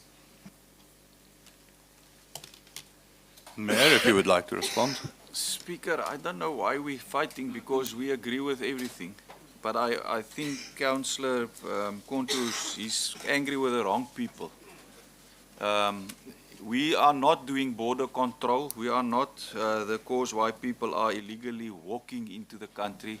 We are not the South African Police Services. I will convey the message that they must do their work. I agree. In terms of the policies and in our powers, we must do that. I agree. Our powers is to enforce bylaws. And basically, in terms of illegal immigrants, we can go and look if you've got a business license, if you are legal. The other stuff, the South African Police Service's job, and I don't agree with you. I agree with everything. But you cannot be angry with this administration. We don't have the money to do all that work. We are not the South African Police Service. We don't get the budget of the South African. We are not the Department of Home Affairs. We are not immigration control. We then don't get budget for immigration control. So we are on the same page and we want the same thing, but it is not within our powers. But in our powers, I agree that we should do that, and I think we do it, and we should keep on doing that. Thank you, Mayor. I'm going to call this matter to a vote now. I think there's been a robust debate. Everyone has been afforded an opportunity to give their inputs. Councillor Kivit and Councillor Gwaza, I am seeing your lights. I have given the other councillors a second opportunity, but if we can make this brief now, because all the parties have already stated their positions. So at this point, it would be more sensible just to proceed to a vote. So if you can quickly wrap it up. Thank you, Councillor Kivit. Dankie, Chair. Speaker, ek dink die meia is reg ten opsigte van hoe die mense inkom in die land is word bepaal deur ons government. Dit is 'n national situasie. En national moet vir provincial sê wat hulle moet doen en vir provincial moet dan vir local government sê dit is vir julle stance towards illegal immigrants. En dan moet dit natuurlik geënforce word. Ek wil dit net aan die lig bring because hierdie ding spruit uit wat national nie gedoen het nie. En nou effekteer dit ons daily lives en nou moet ons het hanteer ten opsigte van dit. Ek dink die meneer is reg as hy sê, as hy daarna verwys. Dankie, Speaker. Thank you, Councillor Kivit. Councillor Gwaza, if you can similarly keep it brief, and then we can move to the vote. Thank you. Thank you, Speaker. Speaker, just the point of Ilando correction through you, Speaker. Councillor Mkondo, he is not angry. He is raising concerns that we are facing in our communities.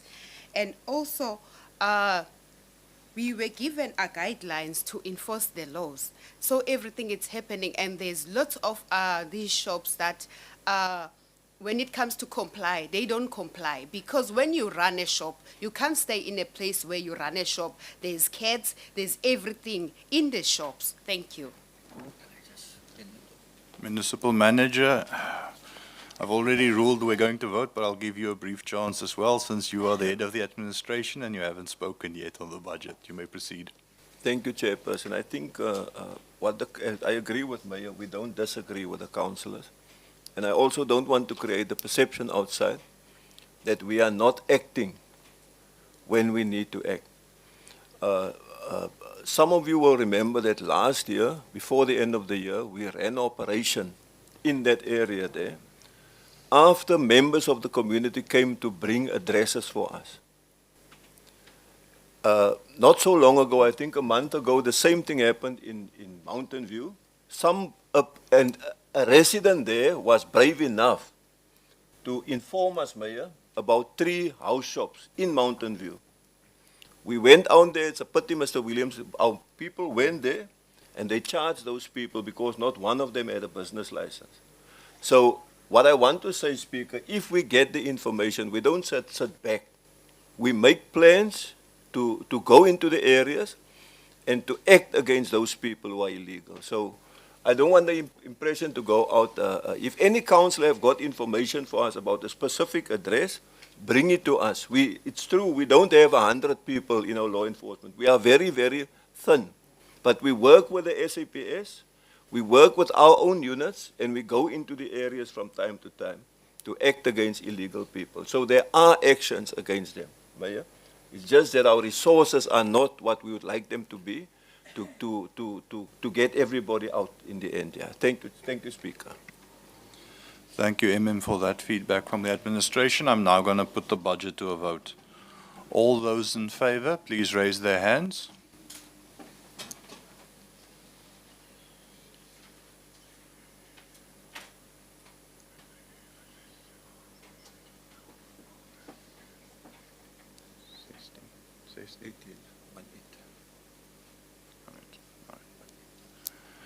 We then have 18-4.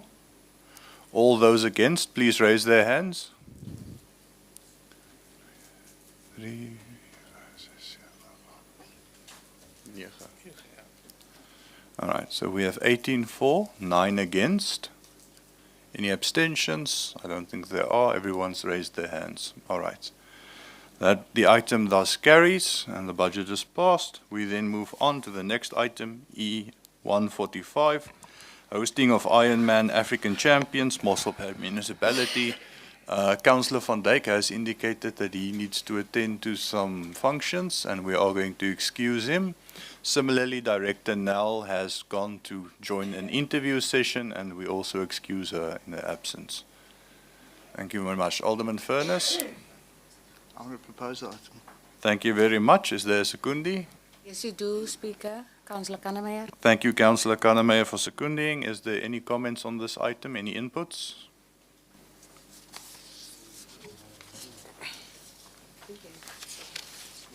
Councillor Dabula, you may proceed. Sorry, just who has the light? All right, thank you. Okay, Speaker. Speaker, I want to, before to go to this item, I would like to thank you very much to open debate for the budget. Since I was here at this council, it's the first time to open debate in a council like this and to debate and then it's go to the vote. It's the first time. So thank you very much. Speaker, I want to give for us 10 minutes caucus for this item.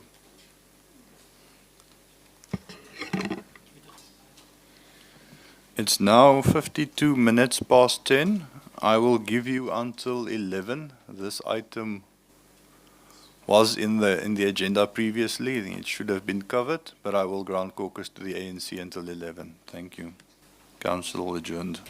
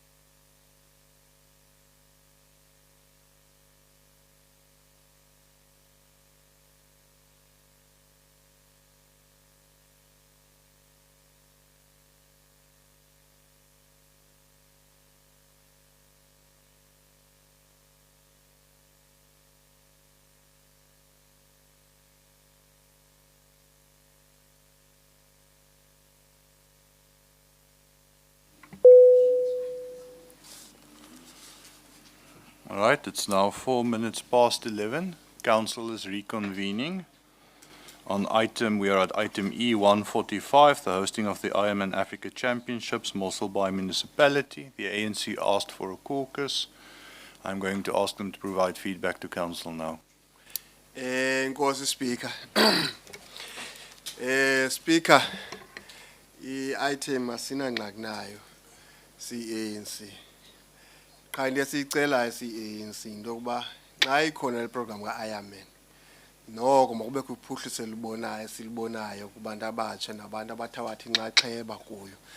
Angenzi iziprogram u-Ironman emveni kokwahambe kungekho uphuhliso lenziwayo, ngabukho nto esiyibonayo sithi naba abantwana baphuma ku-Ironman. So besinqwenela lona si-ANC asinangxaki ne-item. Qha iminqweno yobana makubekho generation into esiyibonayo intobana u-Ironman ebekhona nanto esithetha ngayo.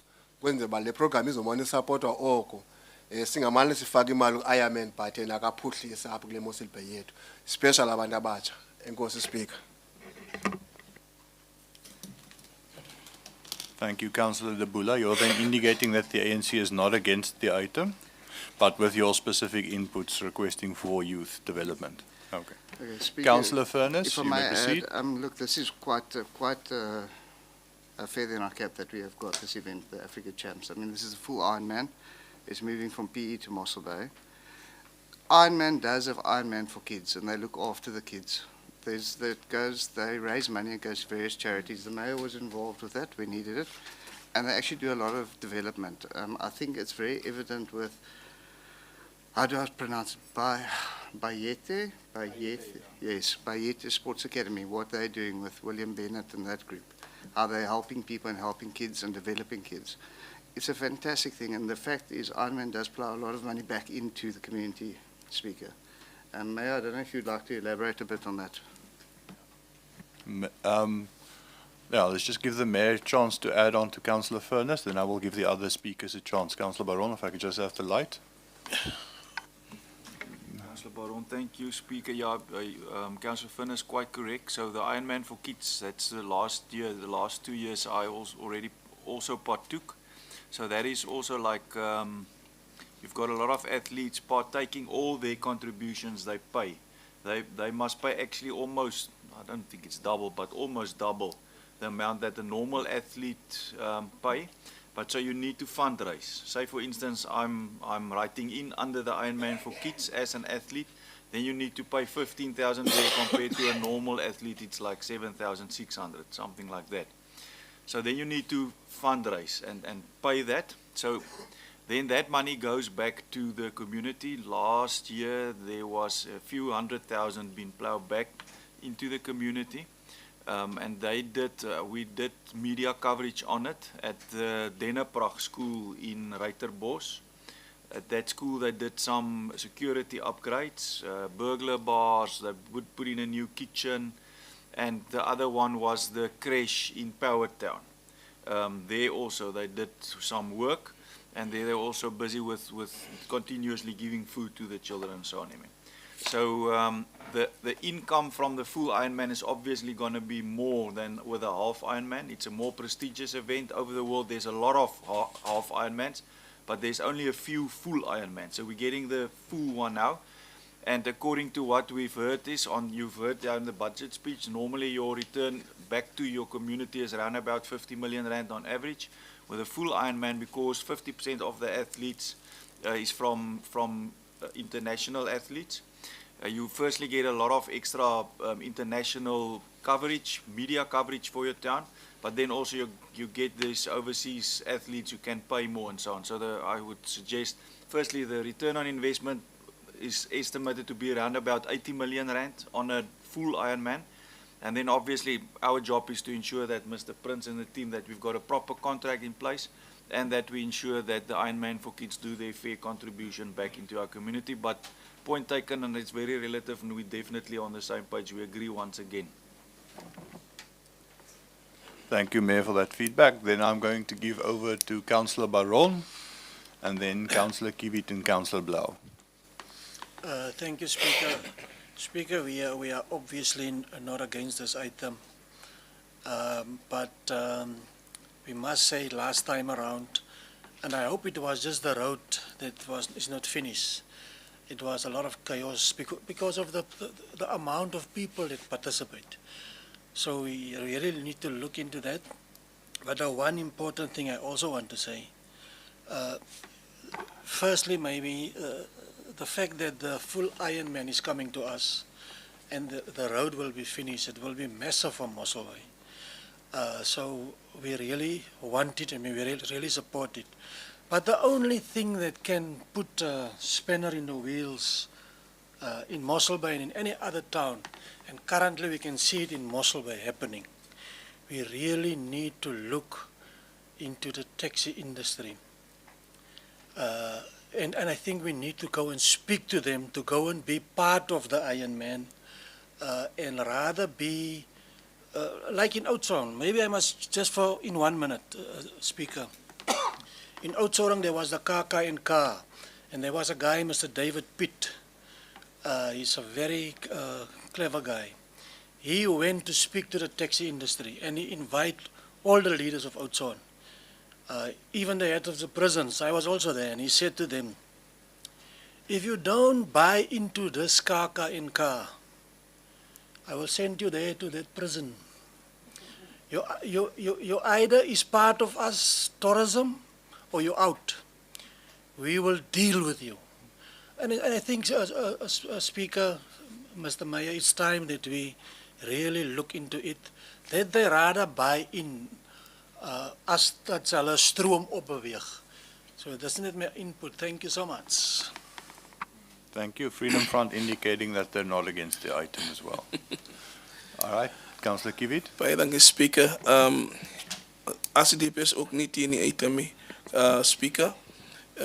Baie dankie dat dat daar zoveel ingesit wordt om item naar Mossel Bay te brengen. Maar ik is een groot voorstander van dat het onze gemeenschap moet inpak. Blijvende belangen moet daar wees ten opzichte van hier in onze locatie is daar niet een zwembad nie. Daar is niet blijvende goede waarna mensen kan gaan, waar ons kinders kan trainen in school en dat hulle kan weet wat die ocean van hulle verwacht en alle type van goede nie. Ik is ook een stander van wat Council Baron gesê het, die maak hulle liever deel as wat jy hulle teen hulle wees ten opsigte van die taxis. Die taxis het vir ons groot moeilikheid veroorsaak weens hulle manier van optrede, maar ek weet dat as daar met hulle gepraat word sal van die meier se kant af sal hulle die wysheid daarin sien.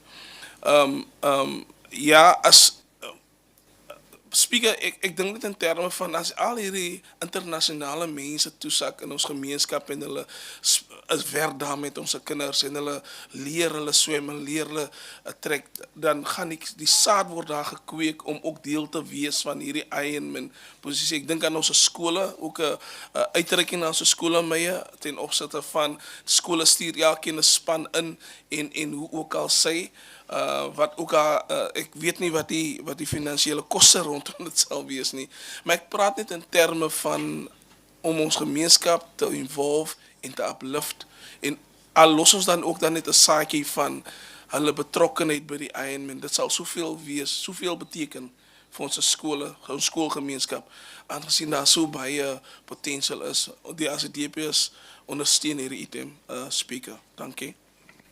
Thank you. The ECDP also giving their support. Councillor Blau. Baie dankie, Speaker. Definitief ek sou ondersteun hierdie item en baie dankie. Ek bedoel die eerste volle Ironman in Mossel Bay. That's amazing. En ek stem saam met Councillor Kiewit oor die moontlikheid van 'n sosiale terugploeg. Ek weet atlete gaan besig wees, maar iets wat ter nagedagtenis al is dit 'n gym of 'n skenking iewers vir 'n NPO. Sal dit wonderlik wees, ek weet nie wat is die negotiations met hulle presies nie. Dan ook net verlede jaar, ek weet dit is nie die munisipaliteit se mandaat nie, maar dit los 'n bietjie 'n wrang smaak in 'n mens se mond, die verdrinking van die een atleet. So as mense daarna kyk, dan dink hulle Mossel Bay, en dan ook ek onthou met Matriek Bay ook bietjie vandalasie en dan ook geraas. So met al hierdie amazing events wat stroom na ons dorp toe, moet daar ook 'n bietjie tighter, ja. Ik weet dat is onze responsibility nie, maar dit is ons nou in die talks, dat, jy weet, daar ietsie gebeur, Mossel is, municipaliteit is gevrywaar, obviously, van dit, maar die media, negatieve media, coverage wat dit mag het al gee. Maar ik wens die hele event voor die volgende 3 jaar, sien ek, is dit hier, en ons is redelijk opgewonden, en dan ook, die involvement van onze mensen bij die Ironman. Ik weet, my sien het verlede jaar gevolunteer. Hij dra nou nog zijn Ironman t-shirt met trots, met die Alwyn op. So, ik weet, hulle doen iets voor onze gemeenschap. So, dankie, Maya. En speaker. Thank you, Councillor Gwaza. If you want to add to the ANC's position. Ndifuna ueda sihlalo. Inhle into ethethwa ngo-Iron Man apha. But asifuni ukuba nomfanekiso ngqondweni nje. Ukuba singafumana into esephepheni esibonisa ukuba ezi organizations zincedwayo zeziphi yonke ibe detailed ephepheni. Kuba siyayiva inikisa umdla mayithethwa ngasibe sephepheni. Enkosi.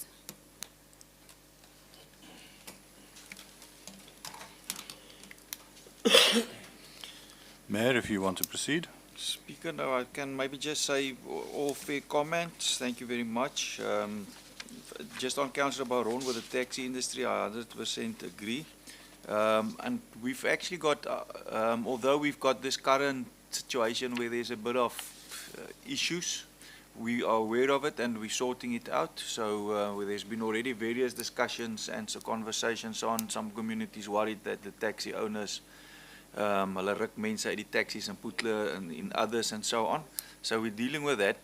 But apart from that, we've actually got very good relationship with our taxi associations. We meet regularly.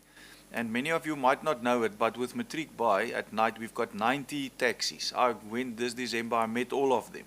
There's Africans, there's white taxi drivers, there's a lot of colored taxi drivers, and it's benefiting everybody. I asked the taxi drivers, is it beneficial? And they told me very much, because they're doing now at night as well business. And they're part of the success. So there's definitely already a very good relationship in terms of taxis.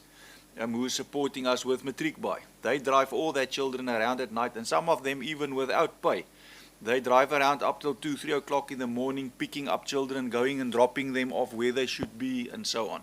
So they're actually a very, very effective partner already.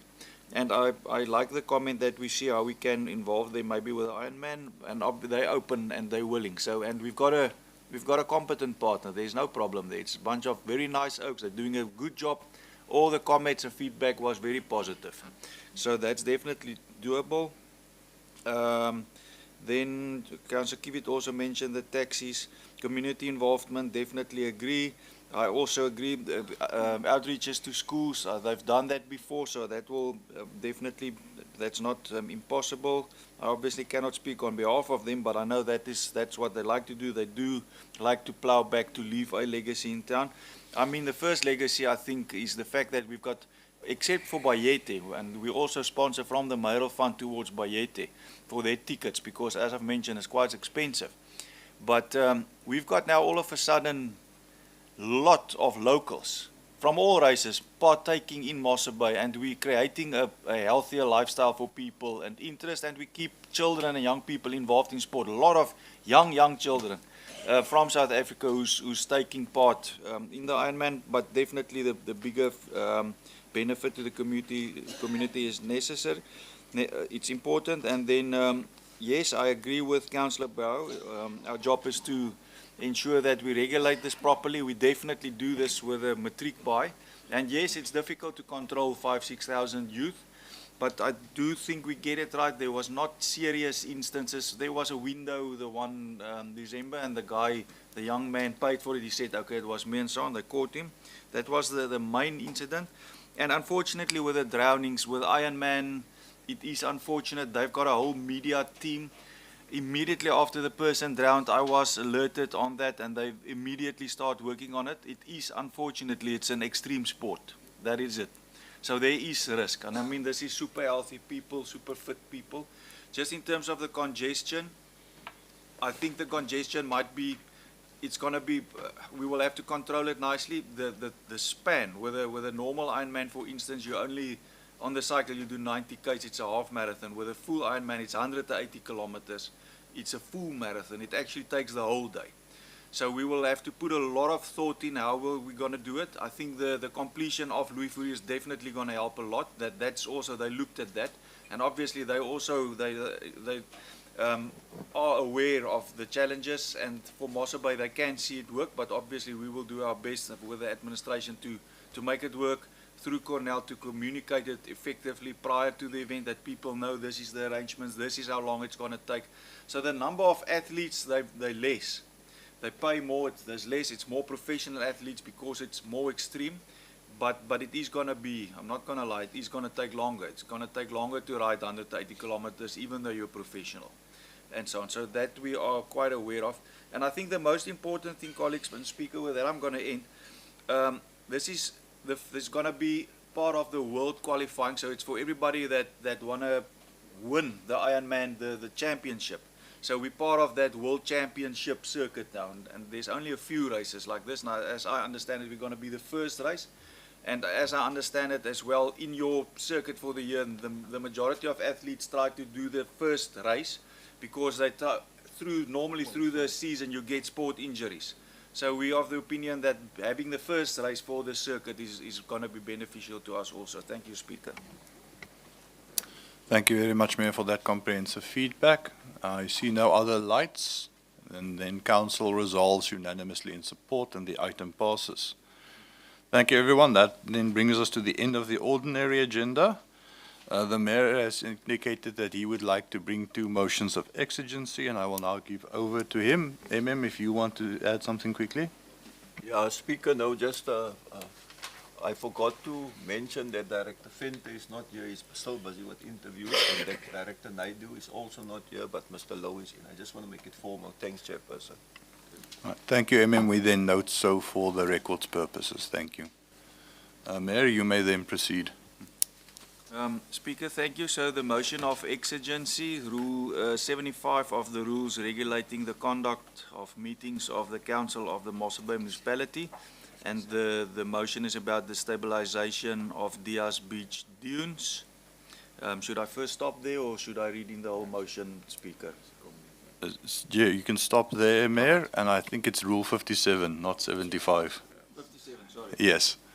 That's the topic of the motion. Can I have a secundi for that? Thank you very much, Speaker. I'll second. Thank you. Anyone opposed to that motion being carried in? I see no lights, Mayor. You may then proceed with bringing the motion. Well, thank you, Speaker. Thank you very much. And unfortunately, you will have to endure a bit more of my English. So I'll read it as quick as I can. The purpose of this item is for Council to take note of the progressive deterioration of the dunes at the Diaz Beach area, Mossel Bay, after the recent severe weather events experienced throughout the Garden Route district, and to consider remedial measures to protect life and municipal infrastructure. So then Mossel Bay experienced a severe weather event during the period of 11 to 13 May 2026, which rough seas which were intensified by the strong winds prevalent in the area. A coastal area which specifically suffered severe deterioration from wave activity is Diaz Beach. Some of the Diaz Beach residents have been directly impacted by the deterioration of the dunes, and the current condition of the dunes poses an existing and future danger to life and infrastructure for owners and beachgoers. A meeting was held with the affected owners regarding the current situation on Tuesday, 19 May 2026, which was attended by municipal representatives, including the municipal manager and relevant directors. A follow-up meeting was held on Monday, 25th of May 2026, between officials and Mr. L. Barwell, an expert engineer on the subject. The Diaz Beach area was identified as high, medium and low risk areas, and a copy of the diagram is available for perusal and will be included in the minutes. as the conditions of the dunes currently pose a danger and many further may further deteriorate with another storm, the municipal manager, in terms of the provisions of the Mossel Bay Municipal Bylaw relating to the control of the seashore and sea, proceeded to close access to the effective beach areas by means of notice to the community on the 19th of May 2026. As a rough estimate, it is estimated that the cost of the short-term remedial action will be between 20 million and 35 million rand. It is therefore proposed that an amount not exceeding 20 million rand be funded from the self-insurance reserve be approved and be made available on the 26-27 budget. 15 million on the operating budget and 5 million on the capital budget for the high and medium risk areas for the stabilization of the dunes, and that provision be made in future budgets to address the low risk areas. It was also brought under the attention of the municipality that it is the opinion that the municipality has time until August 2026 to put remedial measures in place to prevent further damage, coastal damage by the sea. With due consideration of the above, it is proposed that urgent and immediate action be taken in terms of the Coastal Management Act to stabilize the dunes by enforcing them with due containers, and that due process be followed in this regard. The long-term stabilization of the dunes must furthermore be dealt with in terms of the municipality's coastal management plan to be submitted to council for consideration. The recommendations, Speaker. Firstly, that it be noted that Dyers Beach areas suffered damage due to the severe weather experience from the 11th of May 2026 in various provinces, including the Western Cape. That it be noted that an urgent meeting was held between the municipality and the affected owners on Tuesday, 19 May 2026, with regards to the conditions of the coastline as Dyers Beach area, followed up by a meeting with a civil engineer as well as another engineer who is an expert in the field. That it be noted that due to hazardous situation, access to the beach was closed in terms of the Mossel Bay Municipality bylaw relating to the control of the seashore and sea on Act, I suppose, the bylaw relating to the control of seashore and sea on the 19th of May 2026, that all municipal officials involved in cleaning of beaches be thanked for their selfless service to the community. That it be noted that an infrastructure inspection was conducted by the Directorate Infrastructure Services with regard to the municipality's infrastructure, municipal sewers line, to determine the damage and repair works to be done. That the civil engineer and expert engineer identified areas of high, medium, low risk as per the attached annexure, and that these areas be accepted as such. That to prevent further coastal damage, and that as a way forward in the short term, the following steps be taken and process be followed to stabilize the dunes. 7.1, that the stormwater outlets be repaired. 7.2, that a director from the Department of Environmental Affairs and Development Planning be obtained. 7.3, that 6-layer sand-filled dew containers be built along the high and medium risk areas. 7.4, that permission be obtained from the department and that sand be sourced in an environmental responsible and sustainable manner from the Tweekailen River. 7.5, that the foredune be reshaped for more stability.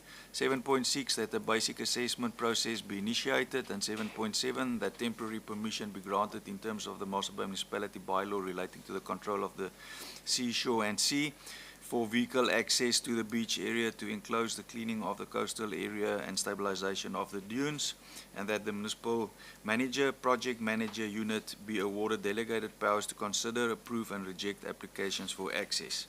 That an amount not exceeding 20 million rand be funded from the self-insurance reserve be approved and be made available on the 26-27 budget.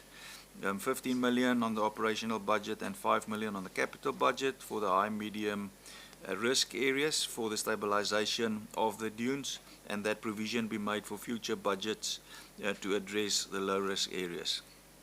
That as it is one of the most important assets of Mossel Bay community, the municipality will take remedial measures to protect its infrastructure and the affected Dyers Beach coastal area. That it be noted that private owners are responsible in terms of the Coastal Management Act for protection of their own property, that with due consideration of points 9 and 10 above, negotiations be entered into with affected property owners to proportionally contribute towards the cost of the stabilization, and that the necessary agreements be entered into. That in order to ensure a coordinated effort with regard to the stabilization of the coastal area and dunes and to protect life and property, a coordinated Section 30 application be lodged in terms of NEMA and of the Assistant Conservation Officer be responsible for the process. That a letter be addressed by the Manager, Project Management Unit to Petro SA to bring the deteriorated condition of their pipeline to their attention for immediate reparation thereof to ensure that it does not pose a danger, that the Manager, Project Manager Unit coordinates and finalize the project, and that all directors assist and support the project, that delegated authority be given to the municipal manager to oversee the stabilization project and to take all decisions in this regard in liaison with the executive mayor, that after stabilization of the dunes, a full report be submitted to council for notification, that the long-term stabilization of the dunes be dealt with in terms of the municipal coastal management plan, including a project plan for the protection of the municipal coastline to be submitted to council for consideration. Speaker, so that is what I propose then as a motion of exigency. Thank you, Mayor, for bringing that under our attention. Can I have a second? I will second. Thank you, Speaker. Thank you, Alderman Furness, for seconding. Are there any questions or inputs from the floor regarding the dune stabilization? Councillor Baron, I can see you reaching for your light. You may proceed. No, Speaker, don't have a problem. But we also must make a comment about what is happening across the coastline. Die mense wat so, through you, Speaker, to Director Venter ook, die manne wat so bou op die onder die 100 jaar vloedlyn, hy goed moet nou stop sit, want het raak al erger. Maar ons ondersteun. Dankie, voorzitter. Thank you, Councillor Baron, for your inputs. The Freedom Front is not against the item. Okay. Councillor Kiewit, I see your light. Speaker, as het is niet in die item nie. Dankie. Thank you, Councillor Kiewit. I see no other inputs. Would you like to say anything? Oh, excuse. Thank you, Speaker. We Councillor are not Peterson. against the item. Therefore, we support the item because it's our responsibility to look after our coastline. Thank you. Thank you, Councillor Peterson, indicating that the Patriotic Alliance is also in support of the item. It looks like everyone is in support. No. Sorry, Chair. Councillor Gwaza, I see your light. Thank you, Chair. Can you please have 10 minutes caucus, please? Ek weet mevrou. Councillor Gwaza. The ANC has asked for a lot of caucuses today, but I will grant you one more, but I will grant you one for 8 minutes. It's now 32 past 11. I'll grant you one till 11:40.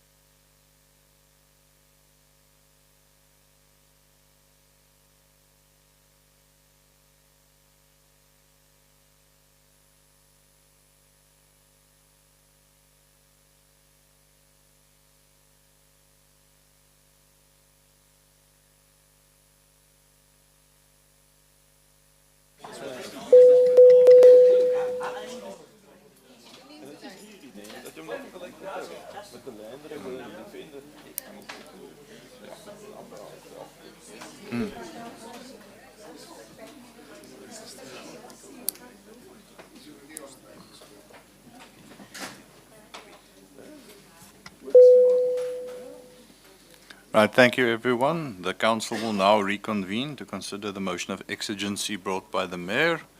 I see the ANC came back 3 minutes early this time. That makes up for their 3 minutes over last time, so it balances out. I will now give over to Councillor Gwaza to provide feedback. Thank you, Speaker. Kwi-information esherishwe namhlanje.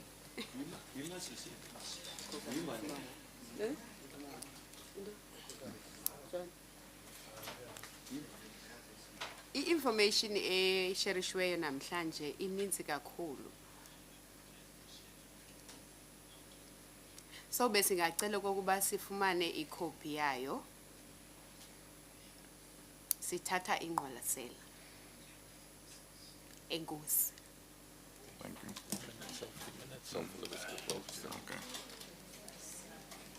All right, so at this stage, you're abstaining from the item. Is that good? No, you're taking cognizance. Okay. If there's no one else who makes any comments, the motion thus carries. Okay.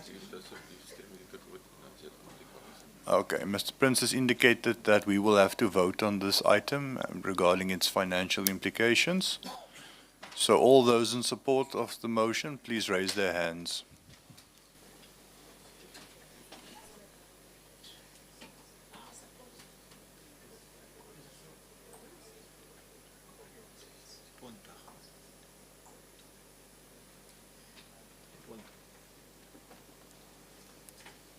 All right. There are 20 in support. Those that are against, please raise their hands. And those that are abstaining, please raise their hands. Councillor Gwaza? As you said, Chair, we're taking cognizance. In a vote, you must be in support, against, or abstain. Those are the three options. Okay. The ANC indicating that they're abstaining, so it's 4 for abstention and 20 in support. We note that Director Venter has joined us, and we welcome him to the meeting. And then we also take note that Councillor Baron and Councillor Liebenberg has excused themselves and have left the meeting, but they did indicate also their support for this motion verbally in the council meeting before leaving. The motion thus concludes. Mayor, you can then continue with your second motion. Chairperson, so the second motion is motion of exigency in terms of Rule 57, not 75 of the rules regulating the conduct of meetings of the Council of the Mossel Municipality.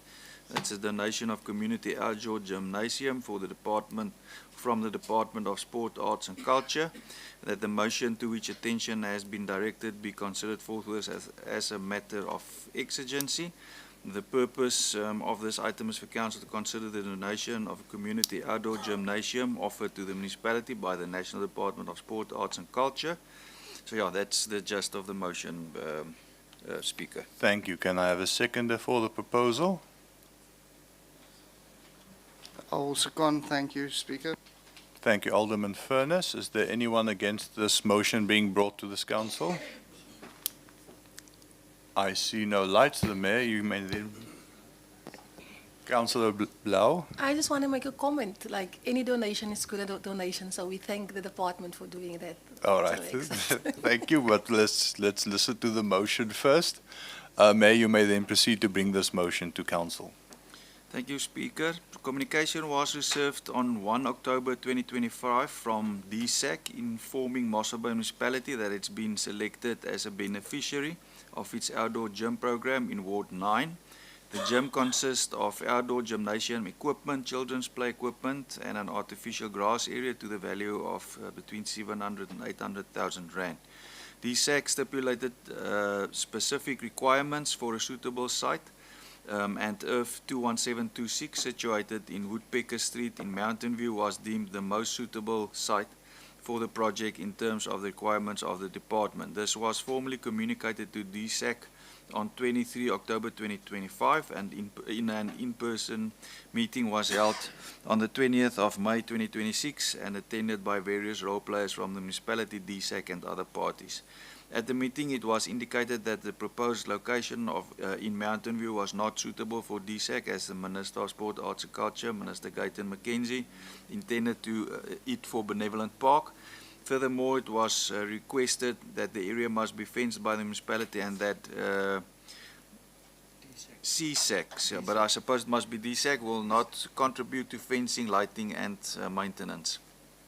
It was resolved that feedback regarding an alternative location will be provided to DSAC after further internal discussions.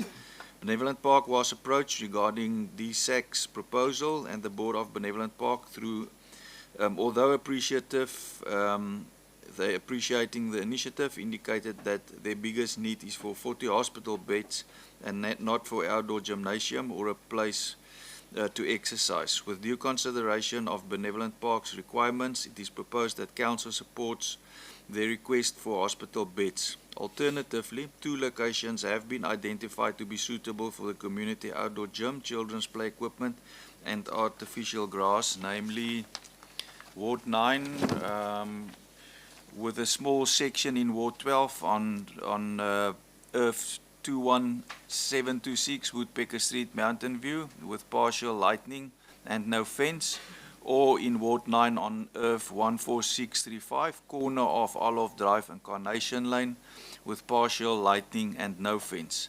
That taking into consideration the above, the following recommendation we made to Council. That note be taken with appreciation that the National Department of Sport, Arts and Culture, hereafter the department, is prepared to donate an outdoor community gymnasium consisting of outdoor gym equipment, children's play equipment and artificial grass to the Mossel Municipality, and the department be thanked for the initiative. That it be noted that notwithstanding the need of Mountain View, Earth 21726 situated at Woodpecker Street in Mountain View was deemed not to be a suitable site for the project in terms of the requirements of the department. That it be noted that the department indicated that the outdoor gym equipment should be earmarked for Benevolent Park, which is an old age home. That it be noted that Benevolent Park acknowledged the good intention but indicated that the gym is not the most essential priority, and that 40 hospital beds, which will be at the lower cost of 680,000 compared to the proposal cost of 800,000 for the gymnasium, would relieve a much greater need and directly contribute towards the health and well-being of residents. That as a result of item 4 above, Council supports the request of Benevolent Park for 40 hospital beds as a preferred donation from the department, and the department be requested to reconsider their donation and to directly contribute towards the health and well-being of Benevolent Park's elderly residents. That should Council's request not be favorably considered, ERF 21726 Woodpecker Street, Mountain View be nominated as first alternative, and ERF 14635 corner of Olive Drive and Carnation Lane as second alternative to allocate the outdoor gymnasium. That it be noted that there is only partial lighting on these urban, and that the department be informed that the municipality did not budget for a fence or lighting, and the department reconsider a possible donation to install these features, failing which it will be noted that it will have to be included in future budgetary processes, and the taps will not be installed on these urban. That should a donation be made, a donation agreement be entered into between the department and the Mossel Municipality, that delegated powers be awarded to the municipal manager to negotiate, finalize and sign the appropriate agreement. So as proposed, Speaker. Thank you, Mayor, for that proposal. Do you have a seconding? The side speaker, I second it. Thank you, Alderman Boyson, for seconding. Opening up for comments and inputs. Councillor Blau, you may proceed, then Councillor Peterson. I think this is the most I've spoken. Speaker, yeah. While we understand that the gym could be beneficial for our young people, it also states that there will be children play equipment and stuff like that. So that needs to be fenced, obviously. And if there's no money for it to be fenced, then it will be just a white elephant, or there will be vandalism. So I would say, why not the 40 hospital beds for these elderly people? Thank you for your input, Councillor Blau. It's so noted. You're not against the item. Okay. Councillor Peterson, you may proceed. Dankie, Speaker. Speaker, ek hoor die Meijer praat van dat vir die ou mense van Benevolent Park bedoel is of na hulle toegeken is. Ek dink as 'n confusion met die feit dat dit toegeken is aan die Benevolent Park se mense, die elderly people of die senior club. Dis ek sal aan die senior club toegeken. So ons moet net daai MM en speaker ons moet net terug gaan en hy ding regmaak dat dit nie vir die Benevolent Park se mense bedoel was nie, maar dat vir die senior club moes by senior club bedoel was. En dan die ander ding is in die opening statement van die TSEC official was daar gestate dat die projek toegeken is aan Mossel by specifically Ward 9. So ek wil nog altyd weet hoekom word dit dan nou verskuif na die een area na die ander area. En hoekom kan ons ek dink daar is grond, ons het voorstelle gemaak, kan ons dit dan nie by die Almeida sportgronde nie. Ek weet direkteur Nel het gesê dat byvoorbeeld by Benevolent Park is 'n parking area wat hulle 'n projek wat hulle die parking area gaan vergroot. Aan die agterkant van die myn paviljoen is daar ook 'n oop spasie. So hoekom kan ons die projek daar aanbring? Dit is al van my kant af, dankie. Thank you for those inputs. Councillor Peterson, MM Mayor, is there anyone who wishes to respond at this stage? Councillor Alderman Boysen. Speaker, ek dink ons het vergader met DKS of wat wil ook al DKS met die sek.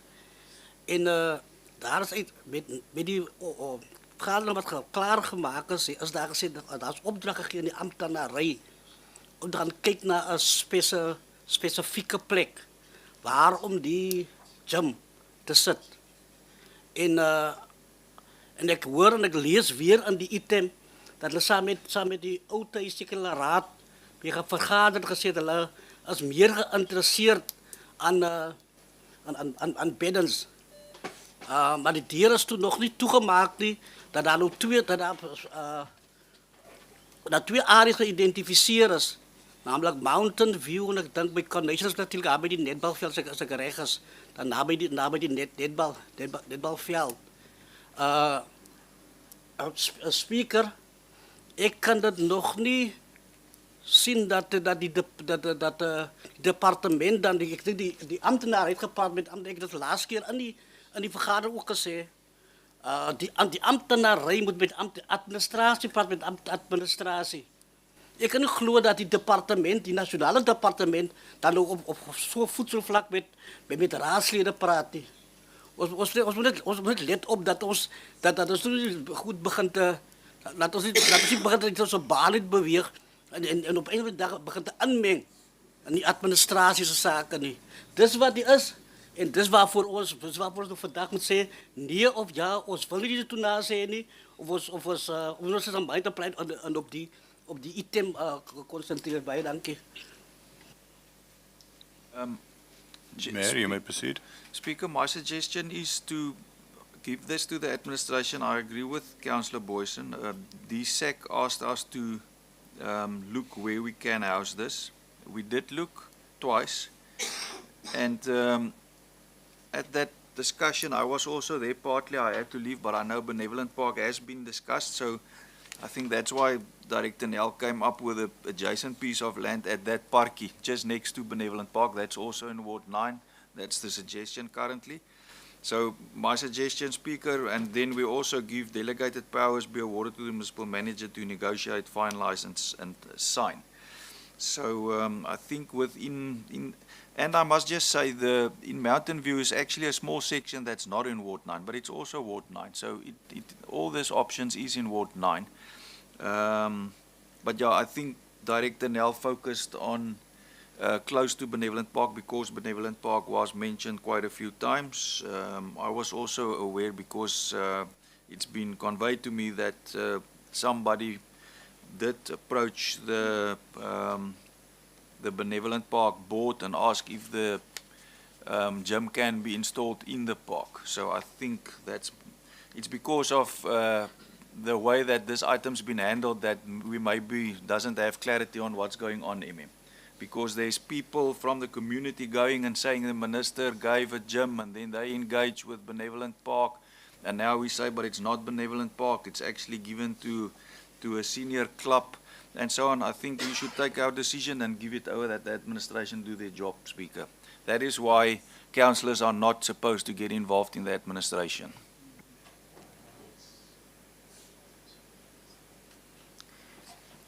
All the lady raters, you may proceed. Thank you, Speaker. Speaker, I heard what Councillor Peterson is saying and asked why Mountain View. My question is why the Almeida Sports Ground, which is also in the other ward, Ward 12. And we can't mix sport courts with each other. And during the day, the sports field is closed. So I'm happy to support the motion for the pitch for Benevolent Park. Thank you. I'm now going to say, are there any parties who are opposed to this motion? Councillor Peterson, I see your light. Speak ek maar net 'n korreksie weer eens bring. Ons het glad nie ingemeng in hierdie projekkie. Die minister was op die 23 Augustus 2025 was hy by Benevolent Park en skus tog jammer. Barbarian sportgronde waar hy aan die senior club equipment afgelewer het en hy selfde gesprek wat hy met hulle gehad het, hy die belofte aan die senior club gemaak. En intussen het hy gevra dat ons moet gaan kyk aan possible grond waar ons die ding kan gaan op laat terug. So ons het rondgegaan, ons Benevolent Park was een van die plekke waarna ons gegaan het vir grond en gevra deur die regte kanale en ons was verwys na Director Nel toe. So dis hoekom ons daar opgeëindig het by Benevolent Park waarna was gevra dat ons moet dink om dat dan ook Benevolent Park se mense ook deel te maak van die projek sien dat dit dan 'n senior club wat ook ou mense is toegeken is of die belofte gemaak is en in hy gesprek met die minister was van Barbarians Club se bestuur ook. So hulle dra kennis van die belofte dat dit gemaak is aan die senior club en nie aan ons as councillors en of by daai tyd was ek glad eens nog 'n councillor nie. Ek was 'n normal community member. So ek was nie deel van hy gesprek omdat dit 'n community project was en dat die dinge se toegeken was aan daai mense op daai spesifieke dag van die 23 Augustus. En dan wil ek ook net terugkom na die area waar hoekom Mountain View, hoekom Ward 9. Ek hoor dat die mense sê dat Ward 9 Mountain View gedeeltelik van Ward 9 Mountain View val onder Ward 9 of gedeeltelik van Mountain View val onder Ward 9. Die gedeelte wat onder Ward 9 val is mos die gedeelte waar die hier huise is, die hier koophuise is. Die gedeelte waar eerder dit wil sit is mos onder Ward 12, wat dan nou in die new demarcation is dit Ward 13. So in hy meeting wat ons gehad het met die het councillor Reuters nog ook 'n reference gemaak dat daar is al reeds 'n outdoor gym in by die behuis wat onder Ward 13 val. So kom ons twee projekte in daai area het as ons dit in Ward 9 kan bring waar die senior club kan baat het van die community van Ward 9 en Ward 12 kan baat het van op die Almeida Stadium langs die paviljoen, die main paviljoen van Barbarians Club. Dankie. Thank you, Councillor Peterson. Councillors, we have a matter before us. We're a national... Councillor Mkondo, if you just give me a second, I'll give over to you now. We have a matter before Council where a national minister has indicated that he wishes to make a donation. I think it would be prudent if we as councillors leave it to the administration of the minister and the administration of the municipality to communicate with each other and settle this matter. Councillor Mkondo, you may proceed. I think you touched what I wanted to get a clarity. If it's a donation from national, then it's coming to council as a motion. It's asking us what to do when it came as a motion. I just need a clarity. If you are saying now, let's allow the officials to run this thing. When they run the officials, we have what committee and what councillor in the community of that area. If the project is coming to them, they are the one that's supposed to decide. Thanks. Thank you, Councillor Mkondo, for your inputs. And I'm going to ask, is anyone opposed to this motion?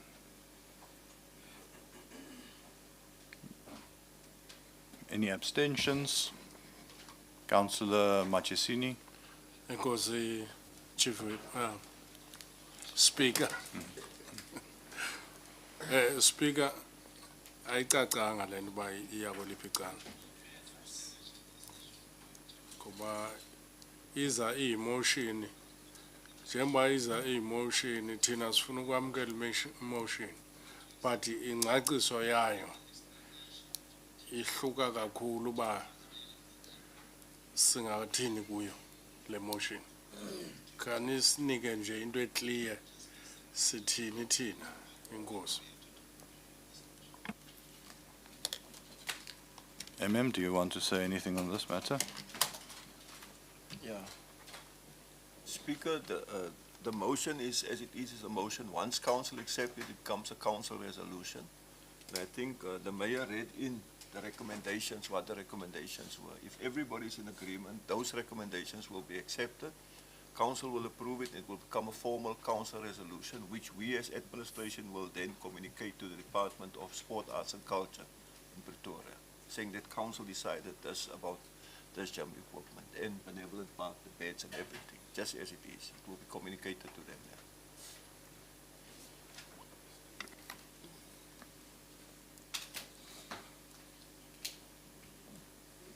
Thank you. Okay, I'm going to ask the parties, ANC, in support, against, abstain. Chair, as we requested, my colleague Councillor Mikesin, we need a clarity because here there's a disagreement where there should be this implemented to, whether it will be Bonneville Park, Stadium, Mountain View, all those areas. That's why it's very difficult for us. Maybe we can get a clarity what exactly the motion asking to us. Is asking us to go with the motion that is saying the facilities that is going to be used is going to Bonneville Park, or we agree that we will be allow the officials to run this thing, working with the ward councillor and the ward committees and the people of that area. This is what I need to clarify before we say we are support or we are not supporting. Can I respond? Yeah, MM, you may respond. As I've said, Councillor, if Council accepts this motion as is, we will write to the department as officials and tell them that thank you for the donation. This is what Council decided today. Now, if you heard what the recommendation is, the first recommendation is we were under the impression Benevolent Park must get this gym equipment, but Benevolent Park said they've got a much bigger need as far as beds are concerned for their frail care unit. And the beds will cost 680. So that will be number one, if I understand the motion correctly. Number two, if the department cannot give that and they want to install this equipment, the first option from council will be the piece of land at Benevolent, at Mountain View. And if that can't work, the second option will be then at Carnation Street in the Tarka area or Lakid area. That's basically what it is. So we must first go back to the department now as officials, and if they agree to these terms, then we can call the ward council or the ward committees together and tell them, listen, this is what's going to happen now. I hope I've made it clear, Councillor.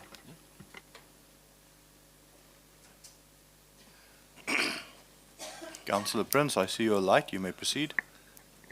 Thank you, Speaker. Speaker, soos wat ons gehoor het van die sek, sowel as die Sport Trust, was daar gesê dat die gym of die gym met die parkie van die kinders is geallocate in Ward 9. Waarvan, soos ek luister aan Councillor Peterson, sê sy dat die minister het aan ons senior burgers wat elke maandag en donderdag oefen op die Almeida sportgronde. Het hy 'n belofte aan hulle gemaak toe hy die goedere oorhandig het, tracksuits en die balle en maar die equipment wat hy vir hulle gegee het, het hy aan hulle 'n promise gemaak en vir hulle gesê dat hy bring vir hulle 'n gym. En die mense is hoofsaaklik van Ward 9. Die meerderheid van hulle. So dit sal net reg wees as hierdie munisipaliteit met hand in hand, soos ek hoor wat my volgende spreker gesê het, hand in hand met die ward council, met die komitee, die ward komitee, as ons saam om die tafel kan sit. En as daar nie 'n geskikte plek is in die Almeida nie, dan moet ons gaan soek vir 'n geskikte plek. Want dit is geallokeer aan Ward 9. Dis al wat ek wil sê. Dankie.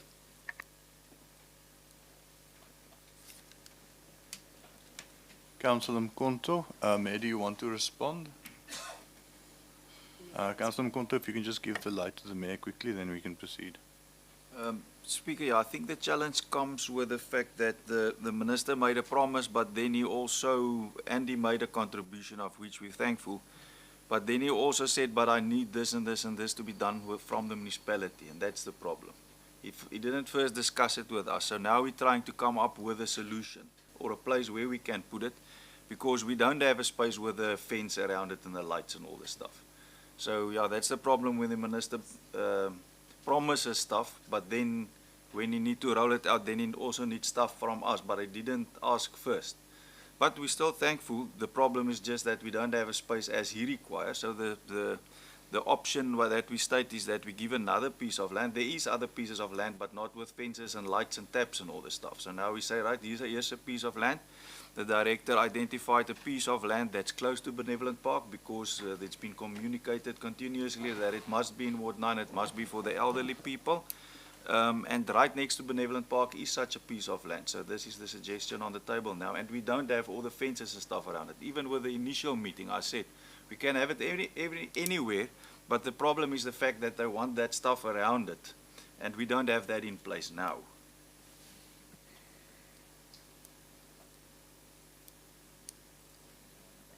Councillor Mkonto, you may proceed.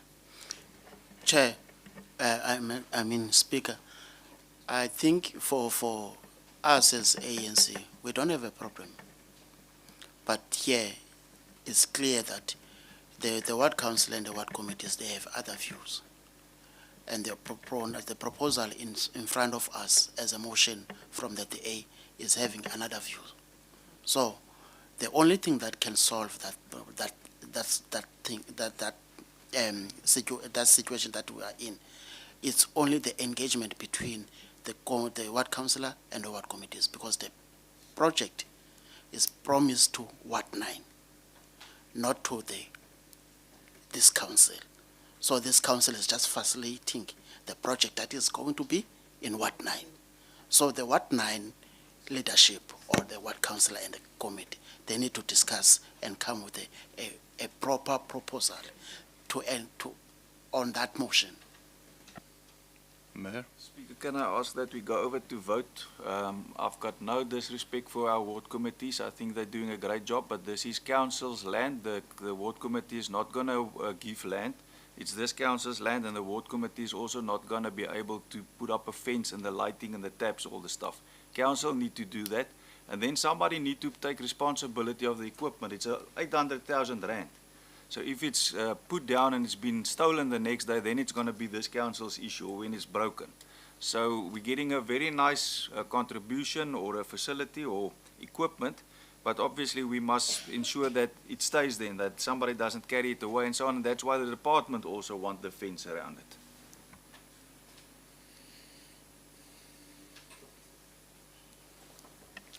I fully agree with this. The land is belonging to council, but the project is going to that community, and it's going to be used by that community.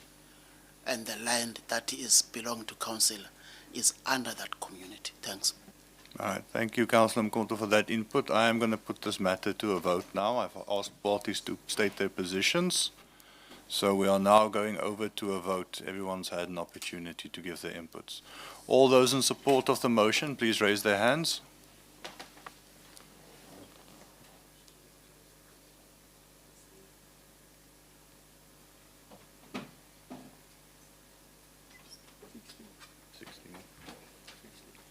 Sixteen for.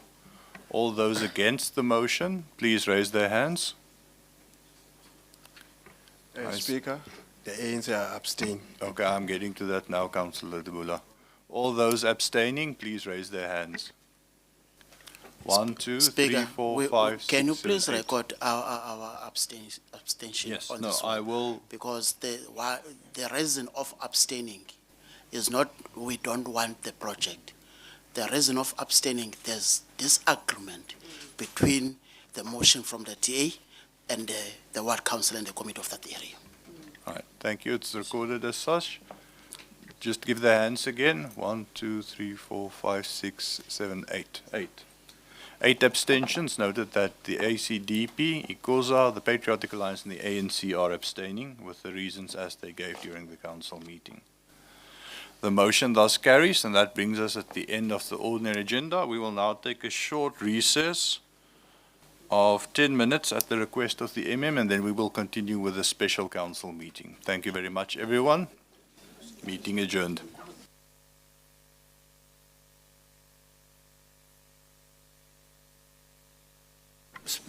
What we like